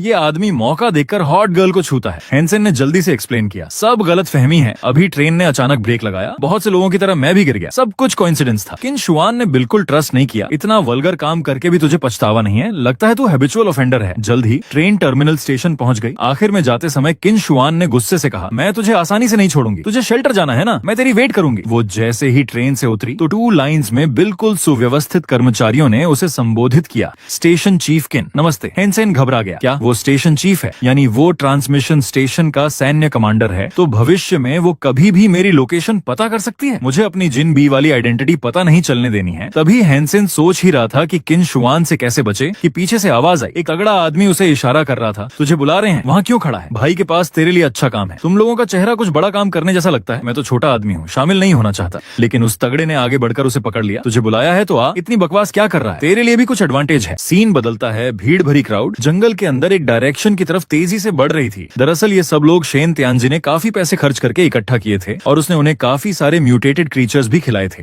हेनसेन को लग रहा था कि कुछ गड़बड़ है। वो कई दिनों से ग्रुप के साथ चल रहा था। रास्ते में म्यूटेटेड क्रिएचर्स तो बहुत मिले, लेकिन शेन त्यानजी और लो त्यानयांग के लिए ये कोई बड़ी बात नहीं थी। इतने सारे लोगों को बुलाया है, आखिर कर क्या रहे हैं? जल्द ही वो एक बहुत बड़े पिट के सामने आ गए। अंदर की कंडीशन नहीं पता थी, इसलिए शेन त्यानजी भीतर जाने की हिम्मत नहीं कर पाया। तो लो त्यानयांग ने कुछ कम इंपॉर्टेंस वाले लोगों को पहले भेजने का प्लान बनाया। तुम लोग पहले जाकर रास्ता देखो, जल्दी करो। उसने हेनसेन को एक धक्का देते हुए कहा, तू भी जाकर अच्छा परफॉर्म कर, हमें निराश मत कर। हेनसेन को तुरंत फील हो गया, ऐसे रिमोट जंगल में गड्ढे के अंदर बहुत खतरा होता है। वो हमें अंदर भेजकर सैक्रिफाइस करवाना चाहता है। तगड़े आदमियों का एक समूह मशालें लिए सावधानी से केव के अंदर की तरफ बढ़ रहा था। केव इतनी डीप थी कि उन्हें कदम धीरे रखने पड़ रहे थे। उन्हें शक था कि कभी भी कोई चीज बाहर आ जाए। लुओ त्यानयांग ने ये देखा तो उन्हें कोड़े से हाँका, क्या हिम्मत हारे जा रहे हो? औरतों की तरह अगर जल्दी नहीं किए तो बाकी के पैसे नहीं मिलेंगे। आगे बढ़ते हुए उनका रास्ता खत्म हो गया। सामने एक अंडरग्राउंड रिवर था। लुओ त्यानयांग पहले से तैयार लग रहा था। उसने कुछ इन्फ्लेटेबल बोट्स बाहर निकाली जो अपने आप बड़ी हो रही थी। नदी पार करो, उस पार वाली केव में जाना है। इन्फ्लेटेबल बोट्स, लगता है वो पहले से तैयार थे। वो कह रहा है उस पार वाली केव में। आखिर वहाँ क्या है? देखते ही देखते शेन त्यानजी के पैसे लेकर आए सारे तगड़े आदमी बोट में सवार हो गए और हेनसेन को भी अजीब लगने लगा। अजीब, शेन त्यानजी सवार क्यों नहीं हुए? क्या वो नदी के उस पार नहीं जा रहे? उसी समय नदी के तल पर किसी जीव के धीरे धीरे ऊपर आने का आभास हुआ। हेनसेन ने भी ये अलगपन पहचान लिया। देखते ही देखते एक गॉड ब्लड लेवल का काला मोती सांप नदी से जोर से उछला। उसकी लहरों ने आसपास की इन्फ्लेटेबल बोट्स को उलट दिया। बहुत से लोग जो सैक्रिफाइस वाले थे उस काली मोती सांप के नुकीले दांतों से टुकड़े टुकड़े हो गए।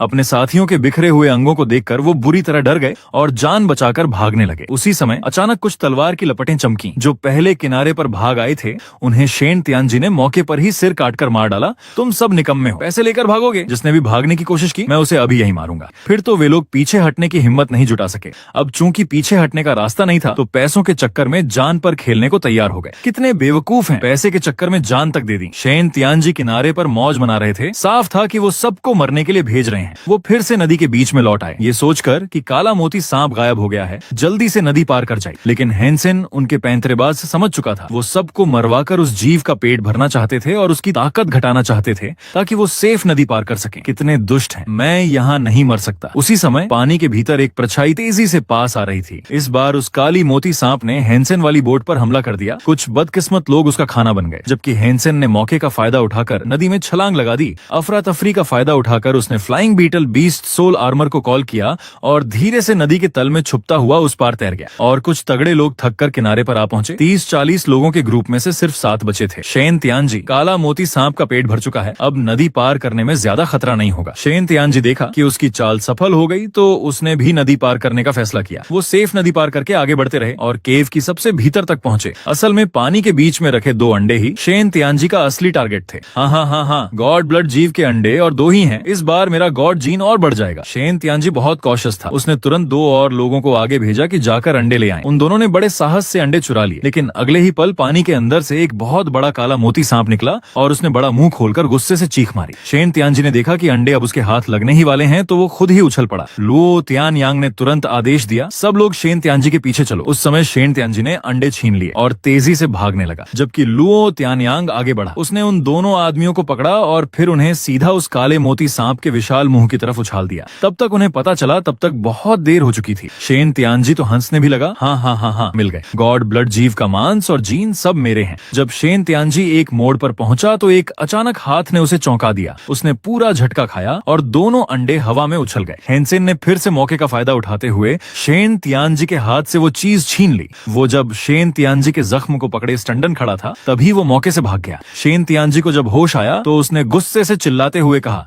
जिनबी तू ही है फिर से। तब हेनसेन बहुत खुश हो रहा था। मैं अभी अभी किनारे पर आया था कि फिर से मौका मिल गया, कितनी लक है। लेकिन हैरानी की बात थी कि नदी के किनारे एक और काला मोती सांप पहले से ही उसका इंतजार कर रहा था। हेनसेन तो देखकर स्टंट रह गया। क्या बात है, एक और काला मोती सांप, इसके साथ ही पीछे से शेन तियानजी की गालियां आ रही थी। जिनबी, इस बार देखता हूँ तुझे कैसे मारता हूँ। हेनसेन के पास एक तरकीब सूझी। उसने एक अंडा उसकी तरफ फेंक दिया। पकड़, एक एक अंडा, पहले सांप से मिलकर लड़ते हैं, कैसा रहेगा। लेकिन शेन तियानजी ने गुस्से में कहा, क्यों, मैं तेरे साथ एक एक करूं, आज मैं अंडा भी लूंगा और तुझे भी मारूंगा। तभी शेन तियानजी के हाथ में पकड़ा अंडा फटने लगा और उसमें से पानी रिसने लगा। लुओ तियान यांग को लगा कि अब बहुत बुरा होगा और सामने वाला काला मोती सांप ये देखकर बौखला गया और अपना भयानक मुंह खोलकर हमला करने दौड़ा। तब जाकर शेन तियानजी को पता चला कि वो फिर से ठगा गया है। जिनबी, अब तो तू मुझे दिख जा। सीन बदलता है। हेनसेन अपने फूले हुए पेट को पकड़े हुए था, जी भर खाया।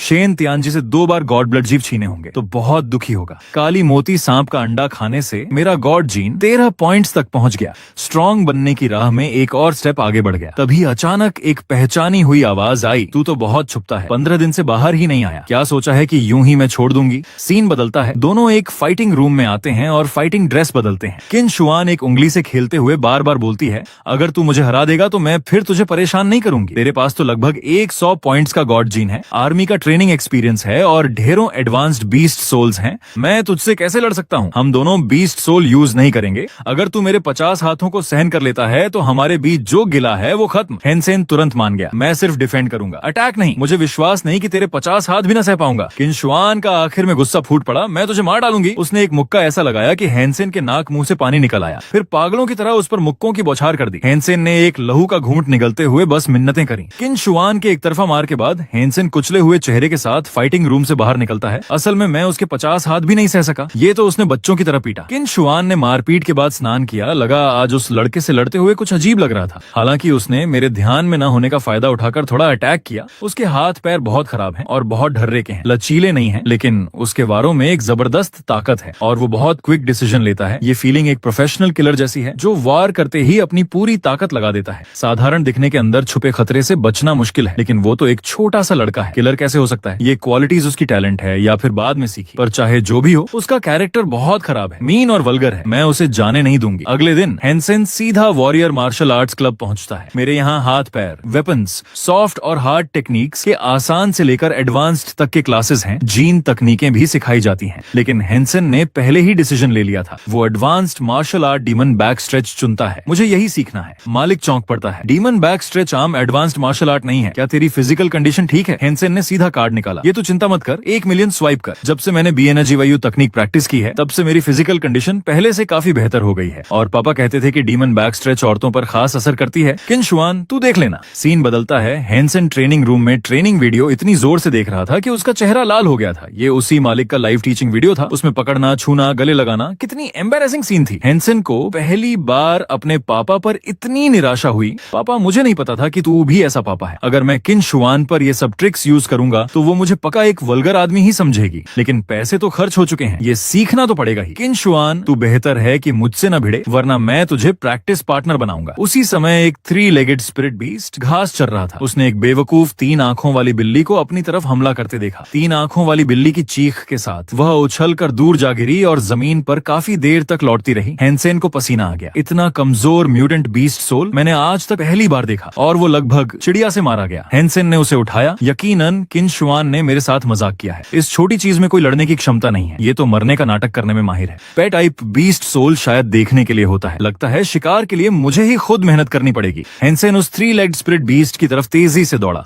आज का खाना तू ही है। कुछ दिनों के शिकार के बाद हेनसेन आग पर मीट भून रहा था। उसने मीट का एक टुकड़ा बिल्ली के बच्चे की तरफ बढ़ाया। अपनी भूखी निगाहें देख खा। हेनसेन को ये बिल्ली का बच्चा बहुत अजीब लगता है। असल में बीस्ट सोल को खाना खाने की जरूरत नहीं होती। अगर चोट लगी हो या भूख लगी हो तो उसे वॉइड में बुलाकर आराम दिला सकते हैं, लेकिन ये मुझसे भी ज्यादा मजे से खा रहा है। इन दिनों के शिकार से हेनसेन के बेसिक जीन्स फुल हो चुके हैं। हालांकि इस बिल्ली ने कोई मदद नहीं की, लेकिन इसने काफी मनोरंजन दिया और उसने इसका नाम रखा मियाओ जून। तभी दूर से दयनीय आवाज उड़ाती है। एक फटेहाल आदमी भागता हुआ आ रहा है। आगे वाले भाई मुझे बचाओ। लेकिन हेनसेन ने उसे बचाने के बजाय खुद ही भागने लगा। दरअसल वो आदमी एक बड़े ग्रुप ऑफ बीस्ट को अपने पीछे लगा लिया था। भाई भागो मत, मैं तुझे पैसे दूंगा, जितने चाहिए उतने। हेनसेन अपनी दौड़ में लगा रहा। पैसे तो हो लेकिन जान हो तो खर्च करे। वो बीस्ट्स तो हमें रौंद कर चूर चूर कर देंगे। हेनसेन एक चट्टान के किनारे आकर रेंगने वाली बेल से पकड़कर चट्टान पर चढ़ गया। वो आदमी भी उसके पीछे पीछे आया। भाई तेरी मिन्नत है, मुझे ऊपर खींच ले, मुझे जल्दी खींच ले। हेनसेन की मदद से वो भी बच निकला। हेनसेन ने पूछ ही लिया, फ्रेंड तूने ऐसा कौन सा बड़ा पाप किया है कि इतने सारे बीस्ट तेरा पीछा कर रहे हैं? उस आदमी ने सिगरेट दी। कुछ नहीं, मैं बहुत दिनों से रास्ता तय कर रहा था। साथ वाले बीस्ट सोल्स भी खराब हो गए थे। भूख से परेशान होकर एक बेबी बीस्ट खा लिया। हेनसेन ने ये सिगरेट पहचान ली। ब्लैक फॉरेस्ट वाली ये सिगरेट बहुत महंगी है। लगता है ये आदमी ऑर्डिनरी नहीं है। ब्रदर सेन, मेरा नाम लिन बेइफिंग है। बताओ यहाँ से हमारे ग्लोरी शेल्टर कितनी दूर है? अगर तू स्टील आर्मर शेल्टर की बात करे तो 10-12 दिन लगेंगे। ग्लोरी शेल्टर मुझे नहीं पता। वो आदमी तो घबरा गया। स्टील आर्मर शेल्टर क्या बकवास है, मैं तो किसी और शेल्टर में जा पहुंचा। दोनों आदमी चट्टान पर बहुत से बीस्ट से घिरे फंसे हुए थे। ब्रदर सेन, तेरे पास पानी और खाने का क्या है? मुझे बहुत भूख लगी है। हेनसेन ने पानी और मीट निकाला। एक ग्लास पानी का 10,000, मीट ड्राई का 10,000। लिन बेइफिंग तो स्टंट रह गया। इतना महंगा? हमें दोस्ती नहीं करनी चाहिए। तू दे पैसे, मैं दे फूड। ये दोस्ती नहीं तो क्या है? लिन बेइफिंग ने क्रेडिट पर लेने की सोची। तू थोड़ा और दे, जब मैं शेल्टर पहुंचूंगा तो 4 गुना पैसे लौटाऊंगा। कई दिनों तक दोनों चट्टान पर फंसे रहे, लेकिन नीचे के बीस्ट्स कतई नहीं जा रहे थे। पानी और मीट ड्राई कम हो रहे थे तो हेनसेन कोई दूसरा रास्ता ढूंढने लगा। हेनसेन ने पहले बेल पकड़कर ऊपर की तरफ चढ़ना शुरू किया। मेरा बॉडी तेरे से स्ट्रांग है, पहले देखता हूँ रास्ता, लिन बेइफिंग बोला। ब्रदर सेन, थोड़ा सावधान रहना, तू कभी मुझे छोड़कर मत जाना। हेनसेन बेल पकड़े ऊपर चढ़ गया। उसने सोचा डीमन बैक स्ट्रेच की पहली रियल फाइटिंग चढ़ाई थी। ये अजीब सी हिलती फीलिंग बहुत एक्साइटिंग थी, लेकिन सामने का दृश्य देखकर वो हिल गया। वहाँ एक उतना ही बड़ा अंडा था जितना उसकी साइज। इतना बड़ा अंडा कितने बड़े जीव ने दिया होगा। हेनसेन ने बिना सोचे छुरी से अंडे का खोल चीरा और फिर उसके रस का चटखारा लिया। इस चट्टान की दुर्गम दीवार पर छिपा ये विशालकाय जीव शायद गॉड ब्लड जीव ही होगा। तुरंत मैसेज आया, God blood storm bird killed. उसका मांस खाने से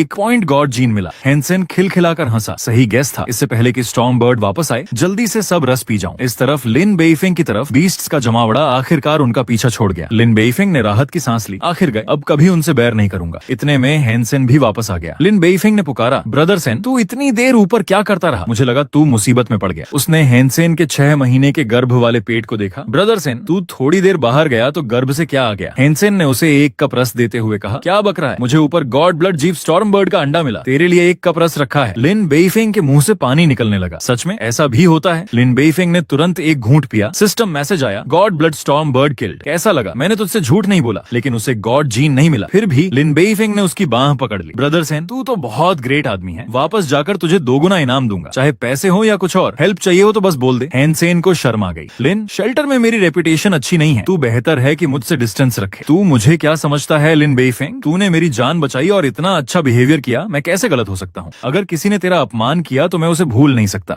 लिन बेइफिंग का सीरियस चेहरा देखकर हेनसेन ने टालते हुए कहा, ठीक है, पहले घर चलते हैं। हेनसेन के मन में आया, ये लड़का काफी सीधा है, ऐसा फ्रेंड बनाने लायक है। स्टॉर्म बर्ड के अंडे ने मेरा गॉड जीन 5 पॉइंट्स बढ़ा दिया। अब कुल 18 पॉइंट्स हो गए हैं। तभी किन शुआन फिर से सामने आ गई। हेनसेन ने हंसते हुए नमस्ते की। स्टेशन चीफ किन, क्या कोइंसिडेंस है। लेकिन अंदर ही अंदर पैनिक हो रही थी। हो गया, फिर इस औरत से लिपटना पड़ेगा। मेरे पीछे आ। किन शुआन ने एक शब्द भी ज्यादा नहीं बोला और मुड़कर चल दी। वो गॉड तकनीक सीख चुका था तो चल दिया। चल ही रहा हूँ, क्या तुझसे डर लगता है? सीन बदलता है। दोनों फिर से फाइटिंग रूम में पहुंचे और फाइटिंग ड्रेस बदली। मेरी डीमन बैक स्ट्रेच अब बिल्कुल परफेक्ट हो चुकी है। पिछली बार जैसी बुरी हालत नहीं होगी। हेनसेन के ध्यान भटकने का फायदा उठाकर किन शुआन ने ही पहले अटैक कर दिया। हेनसेन ने तुरंत रिएक्शन दिया, स्टेशन चीफ किन, तूने स्टार्ट क्यों नहीं कहा? किन शुआन बोली, तुझसे सीखा है, तू भी तो मौका देखकर अटैक करता है ना? किन शुआन ने मुड़कर एक हवा में लात मारी। इस आदमी की खासियत है मौका देखकर अटैक और एकाएक ताकत। जब तक ये मौका न दे इसकी कोई चांस नहीं है। लेकिन हेनसेन बचने के बजाय उसकी तरफ दौड़ा। उसने किन शुआन की जांघ को कसकर पकड़ लिया। सेंसिटिव पार्ट छू जाने से किन शुआन तुरंत लाल हो गई। हेनसेन ने उसकी जांघ को जमीन पर दबाया और किन शुआन जोर से जमीन पर गिरी और जोरदार आवाज आई। उसने सोचा कहीं उसके ब्रेस्ट तो कुचले नहीं। स्टेशन चीफ किन, क्या ये मेरी जीत हुई? हेनसेन मन ही मन खुश था। औरतों के खिलाफ डीमन बैक स्ट्रेच बहुत कारगर है। पापा ने झूठ नहीं बोला। किन शुआन तुरंत गुस्से में आ गई। बेशर्म आदमी, तू जीवन भर मुझसे नहीं जीत सकता। ये कहते ही हेनसेन की पीठ के पीछे एक भयंकर ऊर्जा प्रकट हुई और फिर एक दहाड़ते हुए मॉन्स्टर में बदल गई। वो देखकर मौके से भाग निकला। किन शुआन, तू गलत कर रही है। हमने 20 सोल नहीं यूज करने की बात कही थी। वो 20 सोल उस पर रहम नहीं कर रहा था। अगर हेनसेन समय पर न बचता तो वो उस दीवार की तरह चूर चूर हो जाता जो उसने देखी थी। हेनसेन को पहली बार ऐसा जबरदस्त दबाव महसूस हुआ। उसी समय किन शुआन का गुस्सा थोड़ा कम हुआ तो 20 सोल गायब हो गया। वो उस औरत को घूरता रहा और बड़ी निराशा हुई। अब भी नहीं, बॉडी इवोल्यूशन लेवल और फाइटिंग टेक्निक्स एक्सपीरियंस सब उससे बहुत कम है। सोचा था मैं स्ट्रांग हो गया, लेकिन एब्सोल्यूट पावर के सामने तो मैं कुछ भी नहीं हूँ। उस समय किन शुआन ने भी राहत की सांस ली। ये लड़का मुझे इस तरह पकड़ सका कि मैं गुस्से से अपना 20 सोल ब्लास्ट कर दिया। इसका मतलब ये पिछली बार से भी स्ट्रांग हो गया है। हमेशा से ऐसे ही कमजोर बन रहा था क्या? मुझसे इतनी बड़ी गलती हुई। देखती हूँ तुझे कैसे सुधारती हूँ।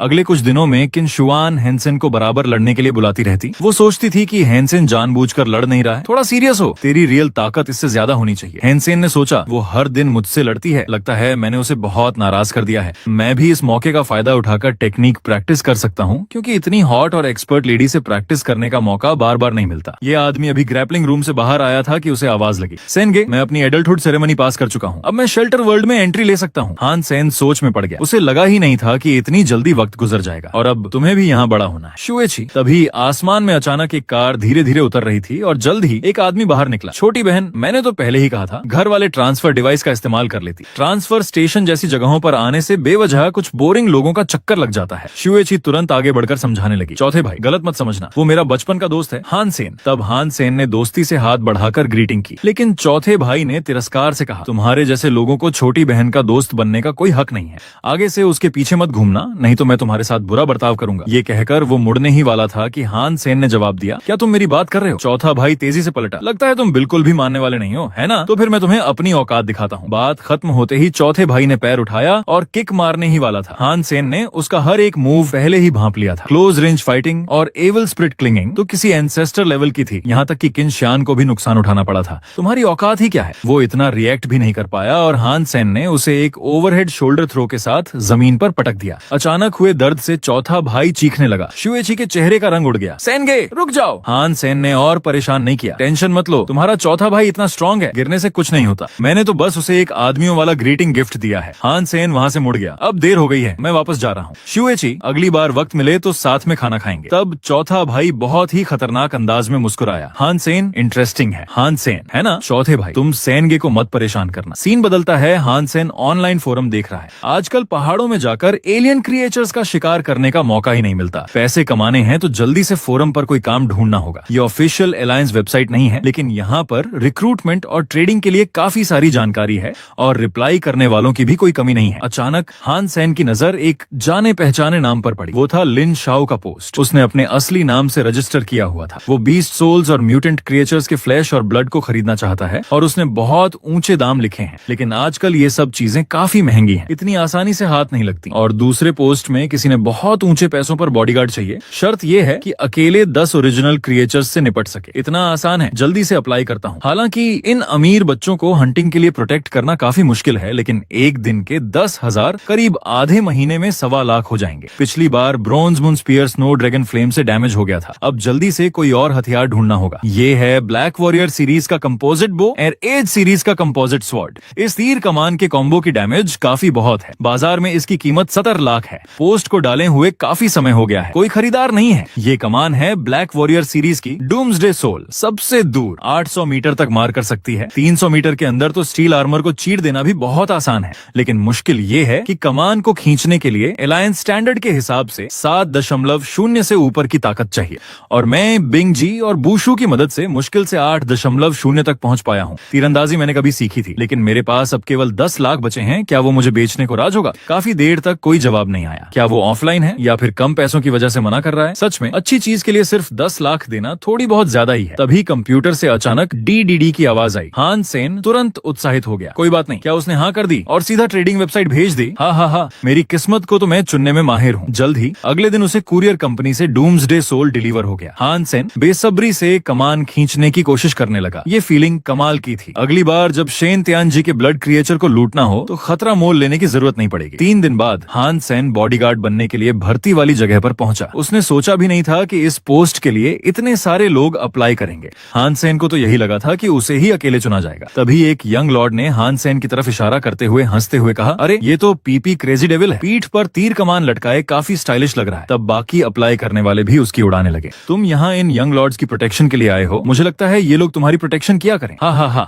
हान सेन ने बेबसी से जवाब दिया, अगर तुम्हें लगता है कि मैं तुम लोगों की प्रोटेक्शन करने लायक नहीं हूँ तो मैं अभी चला सकता हूँ, लेकिन युआन यंग लॉर्ड ने ठान लिया, तुम रुको, तुम मेरे बॉडीगार्ड बनोगे। इससे दूसरे अप्लाई करने वाले बेचैन हो गए। यंग लॉर्ड, आपको पक्का है? अगर सच में खतरा आ गया तो ये सबसे पहले भागेगा। लेकिन युआन अभी भी अपनी बात पर अड़ा रहा। कॉन्ट्रैक्ट पर साइन करते हुए बोला, मैंने इसे चुन लिया है, तुम लोग खुद कोई दूसरा ढूंढ लेना। एक तगड़े आदमी ने उसे जानबूझकर टक्कर मारी और मजाक उड़ाया, तेरी किस्मत तो बहुत अच्छी है यार, पर युआन यंग लॉर्ड की नेकनियति को मत खोना। हान सेन ने लापरवाही से कहा, मेरी किस्मत हमेशा से अच्छी रही है। सीन बदलता है। कई तगड़े बॉडीगार्ड उन यंग लॉर्ड्स को लेकर जंगल के अंदर आए। एक बॉडीगार्ड ने दूर की तरफ इशारा करते हुए कहा, कहा, जल्दी देखो, वहाँ पर ओरिजिनल क्रिएचर है। तभी आसपास के घने जंगल में एक काली परछाई तेजी से गुजरी और ये सब बेकार लोग अपनी औकात दिखाने के लिए आपस में लड़ते हुए उसकी तरफ दौड़ पड़े, जबकि हान सेन ने आराम से अपने तरकश से एक तीर निकाला, लेकिन उसने कमान को पूरा नहीं खींचा, बस बिना ध्यान लगाए एक तीर छोड़ दिया। चूंकि तीर क्रिएचर को नहीं लगा था तो आसपास मौजूद लोगों ने उसकी खूब हंसी उड़ाई। हान सेन ने फिर से तीर निकाला। डूम्सडे सोल की फ्लेक्सिबिलिटी सच में कमाल की है, बस मुझे अपनी ताकत थोड़ी और बढ़ानी होगी। तभी एक बॉडीगार्ड ने ताना मारा, 20 मीटर के अंदर भी तुमसे निशाना नहीं लगता, तुम्हें आ युआन यंग लॉर्ड का बॉडीगार्ड बनते शर्म नहीं आती? हान सेन ने पॉलिटिकली जवाब दिया, मैं प्रैक्टिस कर रहा हूँ। उस बॉडीगार्ड ने बेइज्जती से कहा, तुम्हारे लेवल पर प्रैक्टिस भी करते हो, बहुत शर्म की बात है। हान हाओ ने भी जल्दी से किनारा कर लिया, याद रखना कहीं कहना मत कि तुम मुझे जानते हो। कई नौसिखिए यंग लॉर्ड्स 3 ओरिजिनल लेवल के ब्लैक स्पॉटेड बीस्ट्स का सामना कर रहे थे और उन्होंने बॉडीगार्ड्स को हाथ लगाने से साफ मना कर दिया था। लेकिन हैरानी की बात यह थी कि इन नौसिखियों ने आसानी से उन ओरिजिनल बीस्ट्स को मार डाला। ये देखकर हान सेन मन ही मन उनकी तारीफ किए बिना नहीं रह सका। असल में इन यंग लॉर्ड्स की प्रैक्टिस काफी अच्छी है। पहले उन्हें किसी और की जरूरत थी, सिर्फ इसलिए क्योंकि उनके पास एक्सपीरियंस नहीं था। इन कुछ दिनों के एक्सरसाइज से उनमें काफी सुधार आया है।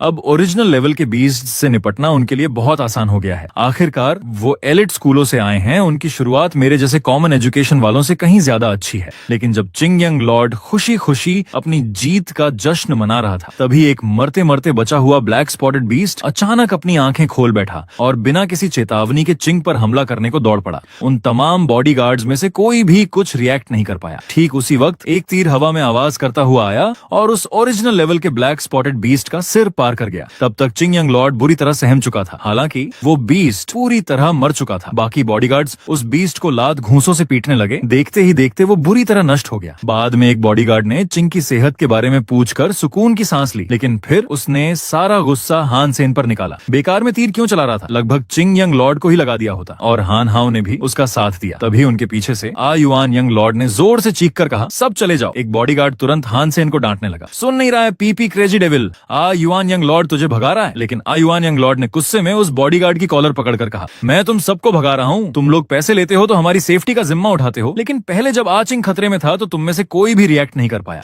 अब एकमात्र व्यक्ति जिसने साहस दिखाया उसी के साथ बुरा बर्ताव कर रहे हो। कितनी बेइज्जती है। अब से मैं तुम में से किसी को नहीं देखना चाहता। लेकिन उस आदमी ने अभी भी बेरुखी से कहा, आ युआन यंग लॉर्ड, तुम हमें जाने को कह सकते हो, लेकिन कॉन्ट्रैक्ट के मुताबिक ये तुम्हारी तरफ से ब्रीच है, तो हमें बचे हुए पैसे देने होंगे। हमेशा अमीर रहने वाले आ युआन यंग लॉर्ड को ब्रीच से कोई मतलब नहीं था। उसने जेब से पैसों की एक मोटी गड्डी निकालकर आसमान में उछाल दी और बोला, ले जाओ ये अपने बेकार का सामान। वो आदमी बुरी तरह हान सेन से बोला, तू देख लेना। हान सेन ने उसी सादगी से जवाब दिया, अच्छे से जाओ। तब जो चिंग यंग लॉर्ड अभी अभी मरते मरते बचा था वो थैंक्स बोलने आया। उसने कॉन्ट्रैक्ट पर अपना नाम हान सेन ही लिखा था और वो इस्तेमाल कर रहा था ब्लैक वॉरियर सीरीज की डूम्सडे सोल। तो उसे खींचने के लिए कम से कम अलायंस स्टैंडर्ड के 7.0 से ऊपर ताकत चाहिए। चिंग यंग लॉर्ड के रोंगटे खड़े हो गए। 7.0 ये इतना ताकतवर है? मैंने कहा ना कम से कम। उसने पलक झपकते ही कमान खींचकर तीर चला दिया और उसकी एप्रेसी भी बहुत शानदार थी। मेरे अनुमान से उसकी ताकत कम से कम 8.0 के आसपास होगी। सेनगे, हम दोस्त बन जाएं। भविष्य में तुम्हें हमारी मदद की जरूरत पड़ सकती है। चिंग यंग लॉर्ड, आप बहुत मेहरबान हैं। आपने मुझे काम पर रखने का फैसला किया होगा तो उस वक्त आपने ये कमान पहचान लिया होगा। इतने पैसे वाले और इतनी समझ रखने वाला और ऊपर से उचित बात करने वाला मालिक मिलना मुश्किल है। एक आदमी शहर में दाखिल होने ही वाला था कि कुछ तगड़े लोगों ने उसका रास्ता रोक लिया।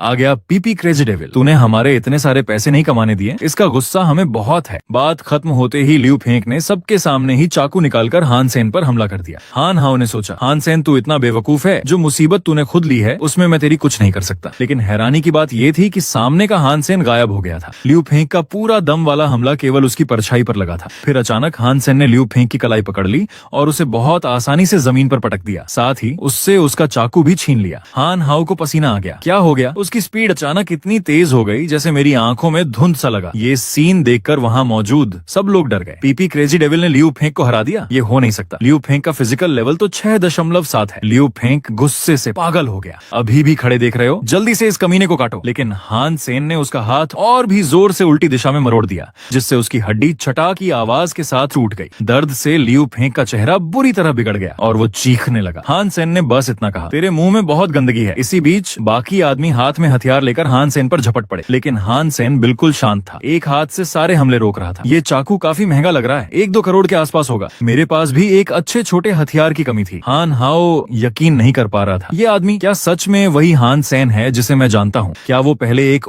ओरिजिनल क्रिएचर तक को नहीं हरा पाता था? क्या वो रोज सिर्फ फ्लाइंग आर्मर बीटल्स को मारता था? वो मुझसे बहुत कमजोर था, लेकिन अब क्यों? हान सेन ने ठंडे स्वर में कहा, लियू फेंग, ये अच्छा चाकू तुम्हारे पास बेकार है। फिर उसने वो चाकू म्यान में रखते हुए पक्के लहजे में कहा, ये अच्छा चाकू अब मेरा है। हान सेन धीरे धीरे शेल्टर की तरफ बढ़ने लगा और जिन तगड़े लोगों की पिटाई हुई थी उनमें से कोई भी उसे रोकने की हिम्मत नहीं जुटा पाया। लेकिन तभी लुओ तियान यांग ने हान सेन का रास्ता रोक लिया। पीपी क्रेजी डेविल, तुम्हारी हिम्मत बहुत बढ़ गई है, अब मेरे आदमियों को छूने लगे हो। लुओ भाई, इस कमीने ने मेरा हाथ तोड़ दिया और मेरा चाकू भी छीन लिया, तुम्हें मेरा बदला लेना होगा। लेकिन लियू फेंग को डांट पड़ी, बेकार आदमी, बस मेरा नाम खराब कर रहा है। लुओ तियान यांग ने अपना कोड़ा लहराना शुरू किया। पीपी क्रेजी डेविल, आज मैं तुझे बता दूंगा कि तू कैसे मरेगा। हान सेन भी पीछे हटने वाला नहीं था। उसने मुश्किल से लुओ तियान यांग के कोड़े को रोका। इतनी ताकत है, कहते हैं उसका फिजिकल लेवल 9.6 है। लगता है सच है। लुओ तियान यांग के चेहरे पर हल्की हैरानी थी। मेरे कोड़े को भी रोक लिया? ये बेकार आदमी इतना ताकतवर कब हो गया? नहीं, इस आदमी को बिल्कुल नहीं छोड़ा जा सकता। ये आगे चलकर बहुत खतरनाक होगा। ये वो आदमी था जिसे पूरे शहर में कमजोर कहा जाता था और आज उसने बहादुरी से कोड़ा उठाया। उसे अपनी तरफ कमान तानते देख लुओ तियान यांग चौंक गया। हान सेन, ये तो लुओ गे के साथ सीधा टकराव कर रहा है। सब हैरान थे। पीपी क्रेजी डेविल ने मौत मोल ले रखी है। ये लुओ गे है, शेन तियान जी का दायां हाथ है। हान सेन ने मन ही मन सोचा, हालांकि कमान को इतनी देर तक खींचे रखना मेरी ताकत खर्च करता है, लेकिन ऐसे वक्त में मैं कमजोरी नहीं दिखा सकता।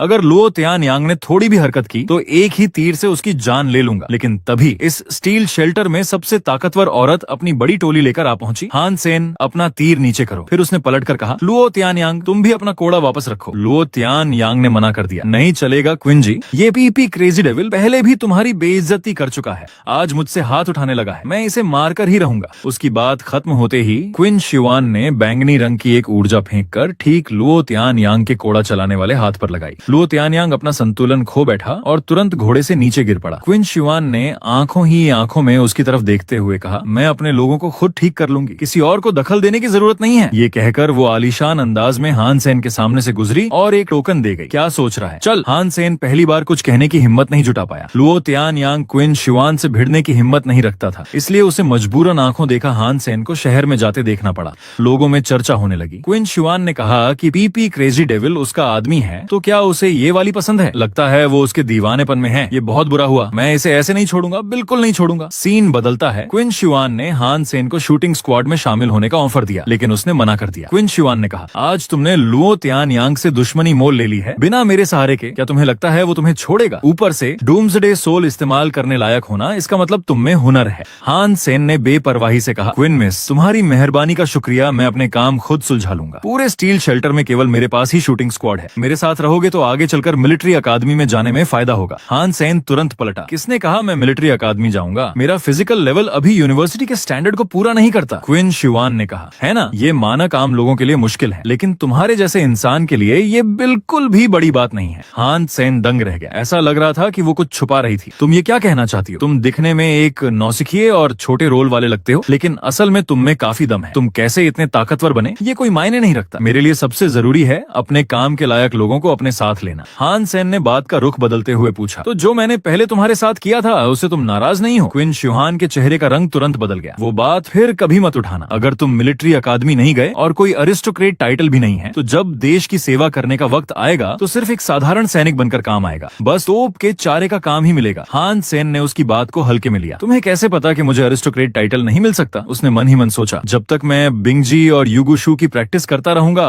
और हायर लेवल के जीन पालूंगा तो अरिस्टोक्रेट टाइटल पाना मुश्किल नहीं होगा। क्विन शिवान ने गुस्से में उसकी कॉलर पकड़ ली। मैं कहती हूँ तुम्हें नहीं मिलेगा तो नहीं मिलेगा, कोशिश करके देखना चाहते हो? हान सेन तुरंत नरम पड़ गया। ठीक है, मैं समझ गया, मैं शूटिंग स्क्वाड में शामिल हो रहा हूँ, लेकिन दिल में खूब साफ था, कमबख्त, इस औरत के पास मिलिट्री का करप्शन है। अगर इसने सच में मुझे फंसाना चाहा तो मेरे लिए मुश्किल हो जाएगा। यह आदमी अपनी बहन को स्कूल ले जा रहा था कि दूर से ही उसकी नजर अपने बेशर्म चाचा पर पड़ी। वो जो बच्चा लिए हुए है और वो औरत जो उसके साथ है, वो कौन है? लगता है मुझे कोई मजेदार सीन देखने को मिल गया है। जल्द ही उनकी सामना हुई। चाचा को जब पता चला कि हान सेन यान यान को स्कूल छोड़ने आया है तो वो बेशर्मी से बोला, शेंगा हुआ की फीस तो कई लाख होती है, लगता है भाई के नाम पर कंपनी को इतने सालों से लूटते रहने से जमाखोर करके रखी है। फिर हान सेन की तरफ इशारा करते हुए बोला, मैं तुझे बता रहा हूँ, वो सारा पैसा हान परिवार का है, उसे बांटना ही पड़ेगा, नहीं तो मैं तुझे अच्छा नहीं होने दूंगा। हान सेन ने बर्फीले लहजे में कहा, चाचा क्या तुम कॉन्ट्रैक्ट पढ़ सकते हो? कॉन्ट्रैक्ट पर साफ लिखा है कि वो 2 लाख चुका दिए तो तुम में से कोई भी मेरे घर से एक पैसा नहीं ले सकता। चाचा गुस्से से लाल पीला हो गया। वो तो फ्रॉड है, मान्य नहीं होगा, पीछे से मैं तेरी माँ से मिलूंगा। हान सेन ने कहा, अगर तुमने किसी प्राइवेट रेजिडेंस में घुसने की कोशिश की तो मुझे अधिकार होगा कि सीधा तुम्हें मार गिराऊं। ये सुनकर चाचा और भी गुस्सा हो गया और बिना कुछ सोचे हान सेन पर मुक्का चला चला दिया। लेकिन हैरानी की बात यह थी कि हान सेन ने एक ही हाथ से उसका मुक्का रोक लिया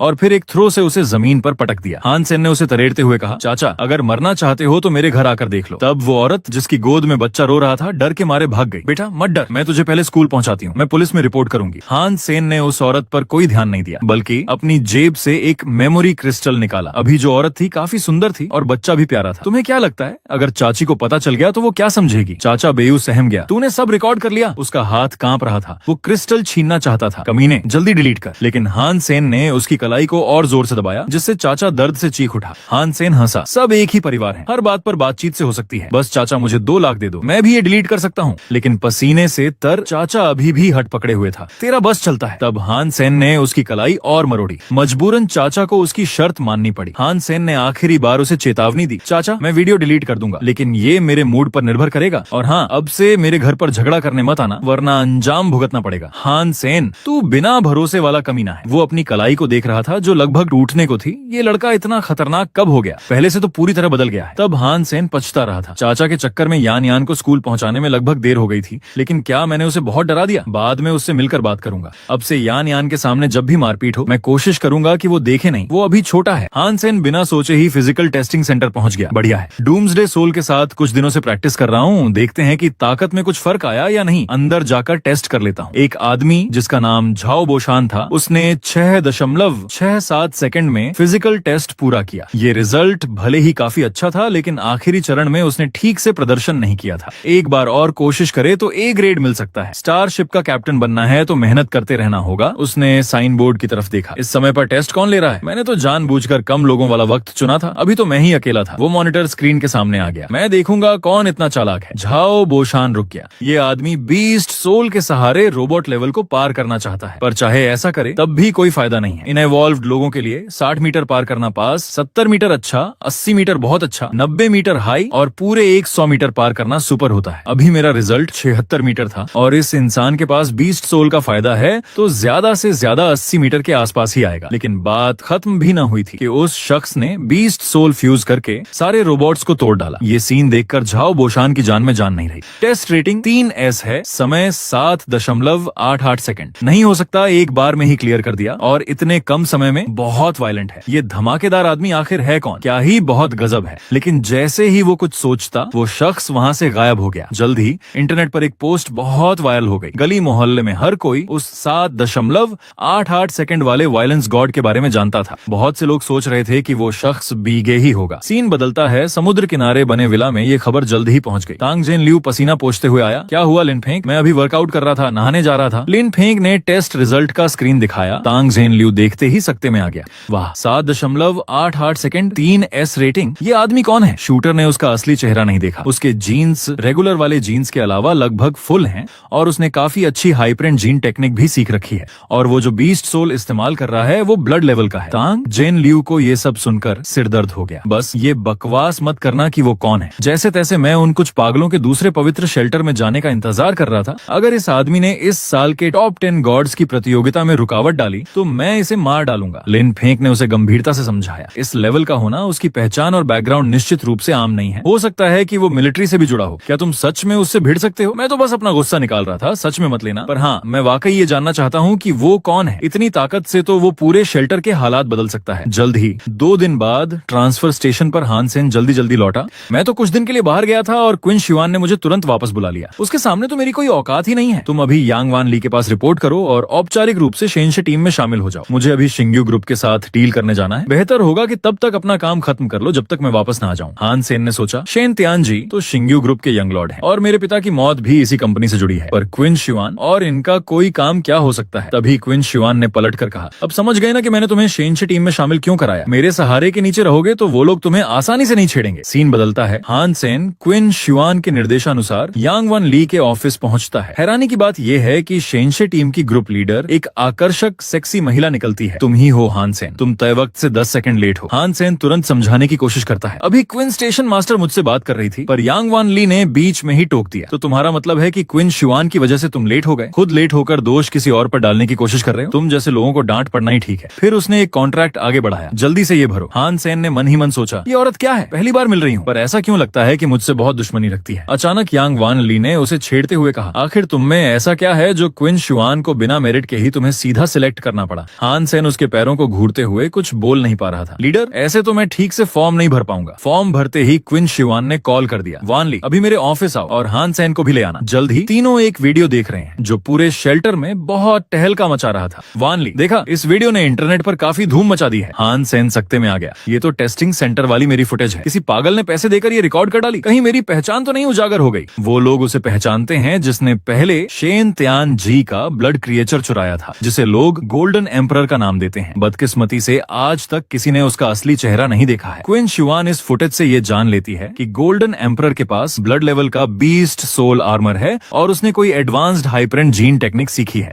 अब सबसे जरूरी ये है कि फुटेज वाली जगह लुओजिया स्टार का फिजिकल टेस्टिंग सेंटर है, उसे ढूंढना है। ये इंसान हमारे लिए बहुत फायदेमंद होगा, लेकिन लुओजिया स्टार पर कोई खास बड़ा परिवार या नामी लोग नहीं है। ये सोचना मुश्किल है कि किसने ऐसे शख्स को तैयार किया होगा। अगर गोल्डन एम्परर हमारी टीम में शामिल हो जाए तो आगे ब्लड क्रिएचर का शिकार करने में हमें शेन त्यान जी और क्वान गे पर निर्भर नहीं रहना पड़ेगा। हान सेन समझ गया था कि पिछली बार क्विन शुआन ने जब उसे लो त्यान यांग से बचाया था तो वह भी सिर्फ टैलेंट अपनी तरफ खींचने के लिए था। वह सच में टैलेंटेड लोगों की इतनी बेकद्र थी। हान सेन ने कहा, सुनता हूँ ये गोल्डन एम्परर हमेशा अकेले घूमता है, इसे अपना पार्टनर बनाना इतना आसान नहीं होगा। पर क्विन शुआन ने पहले से ही कुछ सोच रखा था। कोई टेंशन नहीं, अगर नहीं माना तो मनली का उसी पर यूज कर लूंगी। यांग मनली भी पूरी तरह तैयार थी, मुझे कोई ऐतराज नहीं है, बस डर है कि वो मर्द ही ना हो। ये सुनकर हान सेन के दिमाग में उसी वक्त एक लुभावना सीन आ गया। उसने सोचा, ये दोनों औरतें इतनी खुली हैं। ये आदमी पहले दिन शेनशे टीम में आया तो उसकी पोल खुलते खुलते बच गई। उसने सुशाओ छाओ से सीधा बात करने की कोशिश की, लेकिन सुशाओ छाओ उसे बिना आर्मर के नहीं पहचानती थी। हान सेन चौंक गया, क्योंकि पहले वो गोल्डन एम्परर के रूप में ही उससे जुड़ा था। उसने समय रहते बात बदल ली। सब जानते हैं, पहले लुओ आर पे तुम ही हो जिसने सबसे पहले बीगे का नाम लेकर चीख लगाई थी। सुशाओ छाओ हंस दी, क्या मैं इतनी मशहूर हो गई हूँ? पर अगर मैं नहीं होती तो बीगे इतना मशहूर नहीं हो पाता। थोड़ी बातों के बाद सुशाओ छाओ ने हान सेन को चुपके से बताया कि उसे यहाँ पर यांग मनली से सावधान रहना चाहिए, वो एक सैडिस्ट है। हान सेन को भी इस बात का एहसास था, मैंने उससे मुलाकात की है, सच में कुछ ज्यादा ही है। लेकिन उसकी बात पूरी नहीं हुई थी कि पीछे से गालियों की आवाज आई। दोनों की गर्दन एक साथ सिकुड़ गई। यांग मनली आग बबूला हो रही थी। दोनों ने एक दूसरे को देखा। अब मुसीबत आ गई। यांग मनली ने उन दोनों को सबक सिखाने की ठान ली। 7.0 का बो 1000 बार प्रैक्टिस करो, जब तक पूरे ना हो जाने नहीं दूंगी। अगर कोई चोरी करता दिखा तो मैं देख लूंगी। हे भगवान, ये तो हमारी जान ले लोगी। मेरी तो ताकत मुश्किल से 7.0 है। यांग लीडर, हमें माफ कर दो ना। हान सेन ने दिलासा दिया, इतना उदास मत हो, वो आदमी तो यहाँ है ही नहीं, हम कुछ भी कर सकते हैं। लेकिन सुशाओ छाओ बौखला गई। भाई तू बहुत भोला है, वो हमें देखने के लिए आदमी लगाएगी। खाली जगह पर तीर मारना मान्य नहीं, निशाना चूकना मान्य नहीं, 1000 में से एक भी कम नहीं होना चाहिए। हान सेन ने बेबसी से कहा, तो फिर करते हैं प्रैक्टिस, वैसे भी कोई टाइम लिमिट नहीं है। फिर उसने गंभीरता से कहा, याद रखना, लड़का हो तो टिकने की क्षमता बढ़िया होनी चाहिए।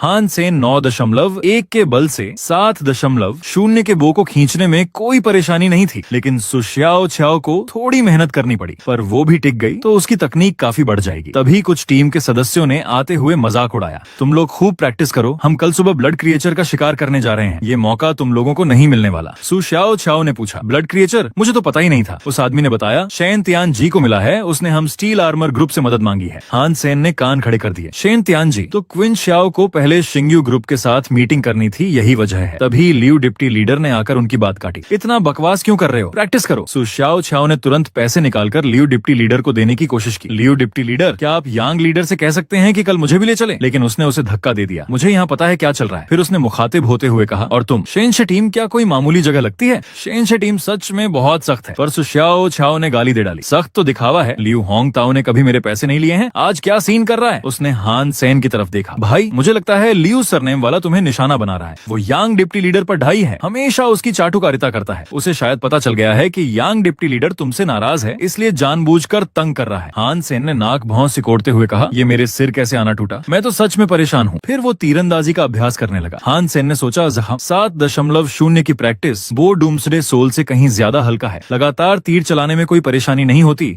और अभ्यास भी आसानी से हो जाता है। जल्द ही बो के निशाने पर घने घने तीर लग चुके थे और सभी केंद्र के पास थे। ये देख सुशाओ छाओ के होश उड़ गए। लगातार 40 तीर, हर बार इतने एक्यूरेट। भाई तुमने तो अपनी असली कला छुपा रखी थी। वहाँ बैठा स्कोर लिखने वाला भी हैरान था। वाह, ये किसी अविवाहित आदमी के 30 साल के अनुभव जैसी स्पीड है। क्या ये सच में पीपी क्रेजी डेविल है? क्या मेरी आंखें धोखा खा रही हैं? तभी काफी सारे टीम मेंबर उसे देखने लगे। वो हमेशा दाहिने हाथ से ड्रॉ करता है, हाथ नहीं बदला, ताकत भी कमजोर नहीं लग रही, माथे पर एक बूंद पसीना भी नहीं है। लेकिन लियू होंग ताओ को इससे कोई फर्क नहीं पड़ता था। इसमें इतनी खास बात क्या है? ऐसे लोग बड़े नहीं बन सकते। सकते। हान सेन ने सुशियाओ छाओ की तरफ देखा। तुम भी आलस्य मत करो, जल्दी से अभ्यास करो, वक्त कम है। सुशियाओ छाओ उसकी काबिलियत देखकर दंग रह गई। यार अगर तुम सच में कल हम दोनों को उस शिकार में शामिल करा दो तो अब से तुम मेरे आइडल हो। हान सेन ने शैतानी मुस्कान के साथ कहा, मुझ पर भरोसा रखो, इस रफ्तार से अधिकतम 5 घंटे में सब हो जाएगा। ब्लड क्रिएचर को किसी भी हाल में मिस नहीं करना है। उस समय यांग मनली उसे एक ऑब्जर्वेशन रूम से देख रही थी। हान सेन, लगता है तुम में थोड़ा दम है। क्विन शिवान ने तुम्हें चुनकर सही किया, पर आगे स्टील आर्मर ग्रुप में टिके रहना है तो ये तुम्हारे भाग्य पर निर्भर करेगा। बहुत देर बाद पूरे प्रैक्टिस ग्राउंड में हर तरफ तीर लग चुके थे। सुशियाओ छाओ अपने दोनों घुटनों के बल गिर पड़ा। हमने सच में सुबह होने से पहले 2000 तीर मार डाले, पर मुझे लगता है कि मेरे हाथ अब बेकार हो जाएंगे। हान सेन ने उसे जल्दी से दवा लगाने के लिए कहा ताकि कल के काम में दिक्कत न हो। हमें अभी पता नहीं है कि किस तरह का ब्लड क्रिएचर है, क्या तैयारी करनी चाहिए। सुशियाओ छाओ ने बताया कि उसने पहले ही दिन में सब पता लगा लिया था। इस दुनिया में पैसे से न मिलने वाली इन्फॉर्मेशन कुछ नहीं होती। यांग मनली की महिला असिस्टेंट ने मुझे बताया कि कल का टारगेट एक उड़ने वाला ब्लड क्रिएचर है। उड़ने वाला ब्लड क्रिएचर, उसे तो बहुत मुश्किल होगा। शेन त्यान जी के आदमियों में से कोई तीरंदाजी करना नहीं जानता, इसलिए उसने हमसे मदद मांगी है। हान सेन सोच में पड़ गया। उड़ने वाले ब्लड क्रिएचर को लोक करना बहुत मुश्किल होता है। साधारण मिश्रित तीर उसके काम नहीं आएंगे। मुझे जेड गैंग वाले तीर लेने होंगे। रात में हान सेन तीर ढूंढने लगा। जेड गैंग नई धातु है, इसकी मजबूती और लचक स्टील से कहीं ज्यादा बेहतर होती है। यहाँ तक कि थोड़ी सी मात्रा मिलाने से ही हथियार काफी दमदार हो जाते हैं। पर मेरे पास अब ज्यादा पैसे नहीं बचे हैं। संभवतः ये तीर मेरे बस के नहीं है। डूम्सडे सोल में 0.4% जेड गैंग है और बो की डोरी में मुश्किल से 0.5%। तीर तो कम से कम इनसे ज्यादा होने चाहिए। ये तीर सही है, दाम भी उचित है। जल्दी से सेलर से कांटेक्ट करना होगा।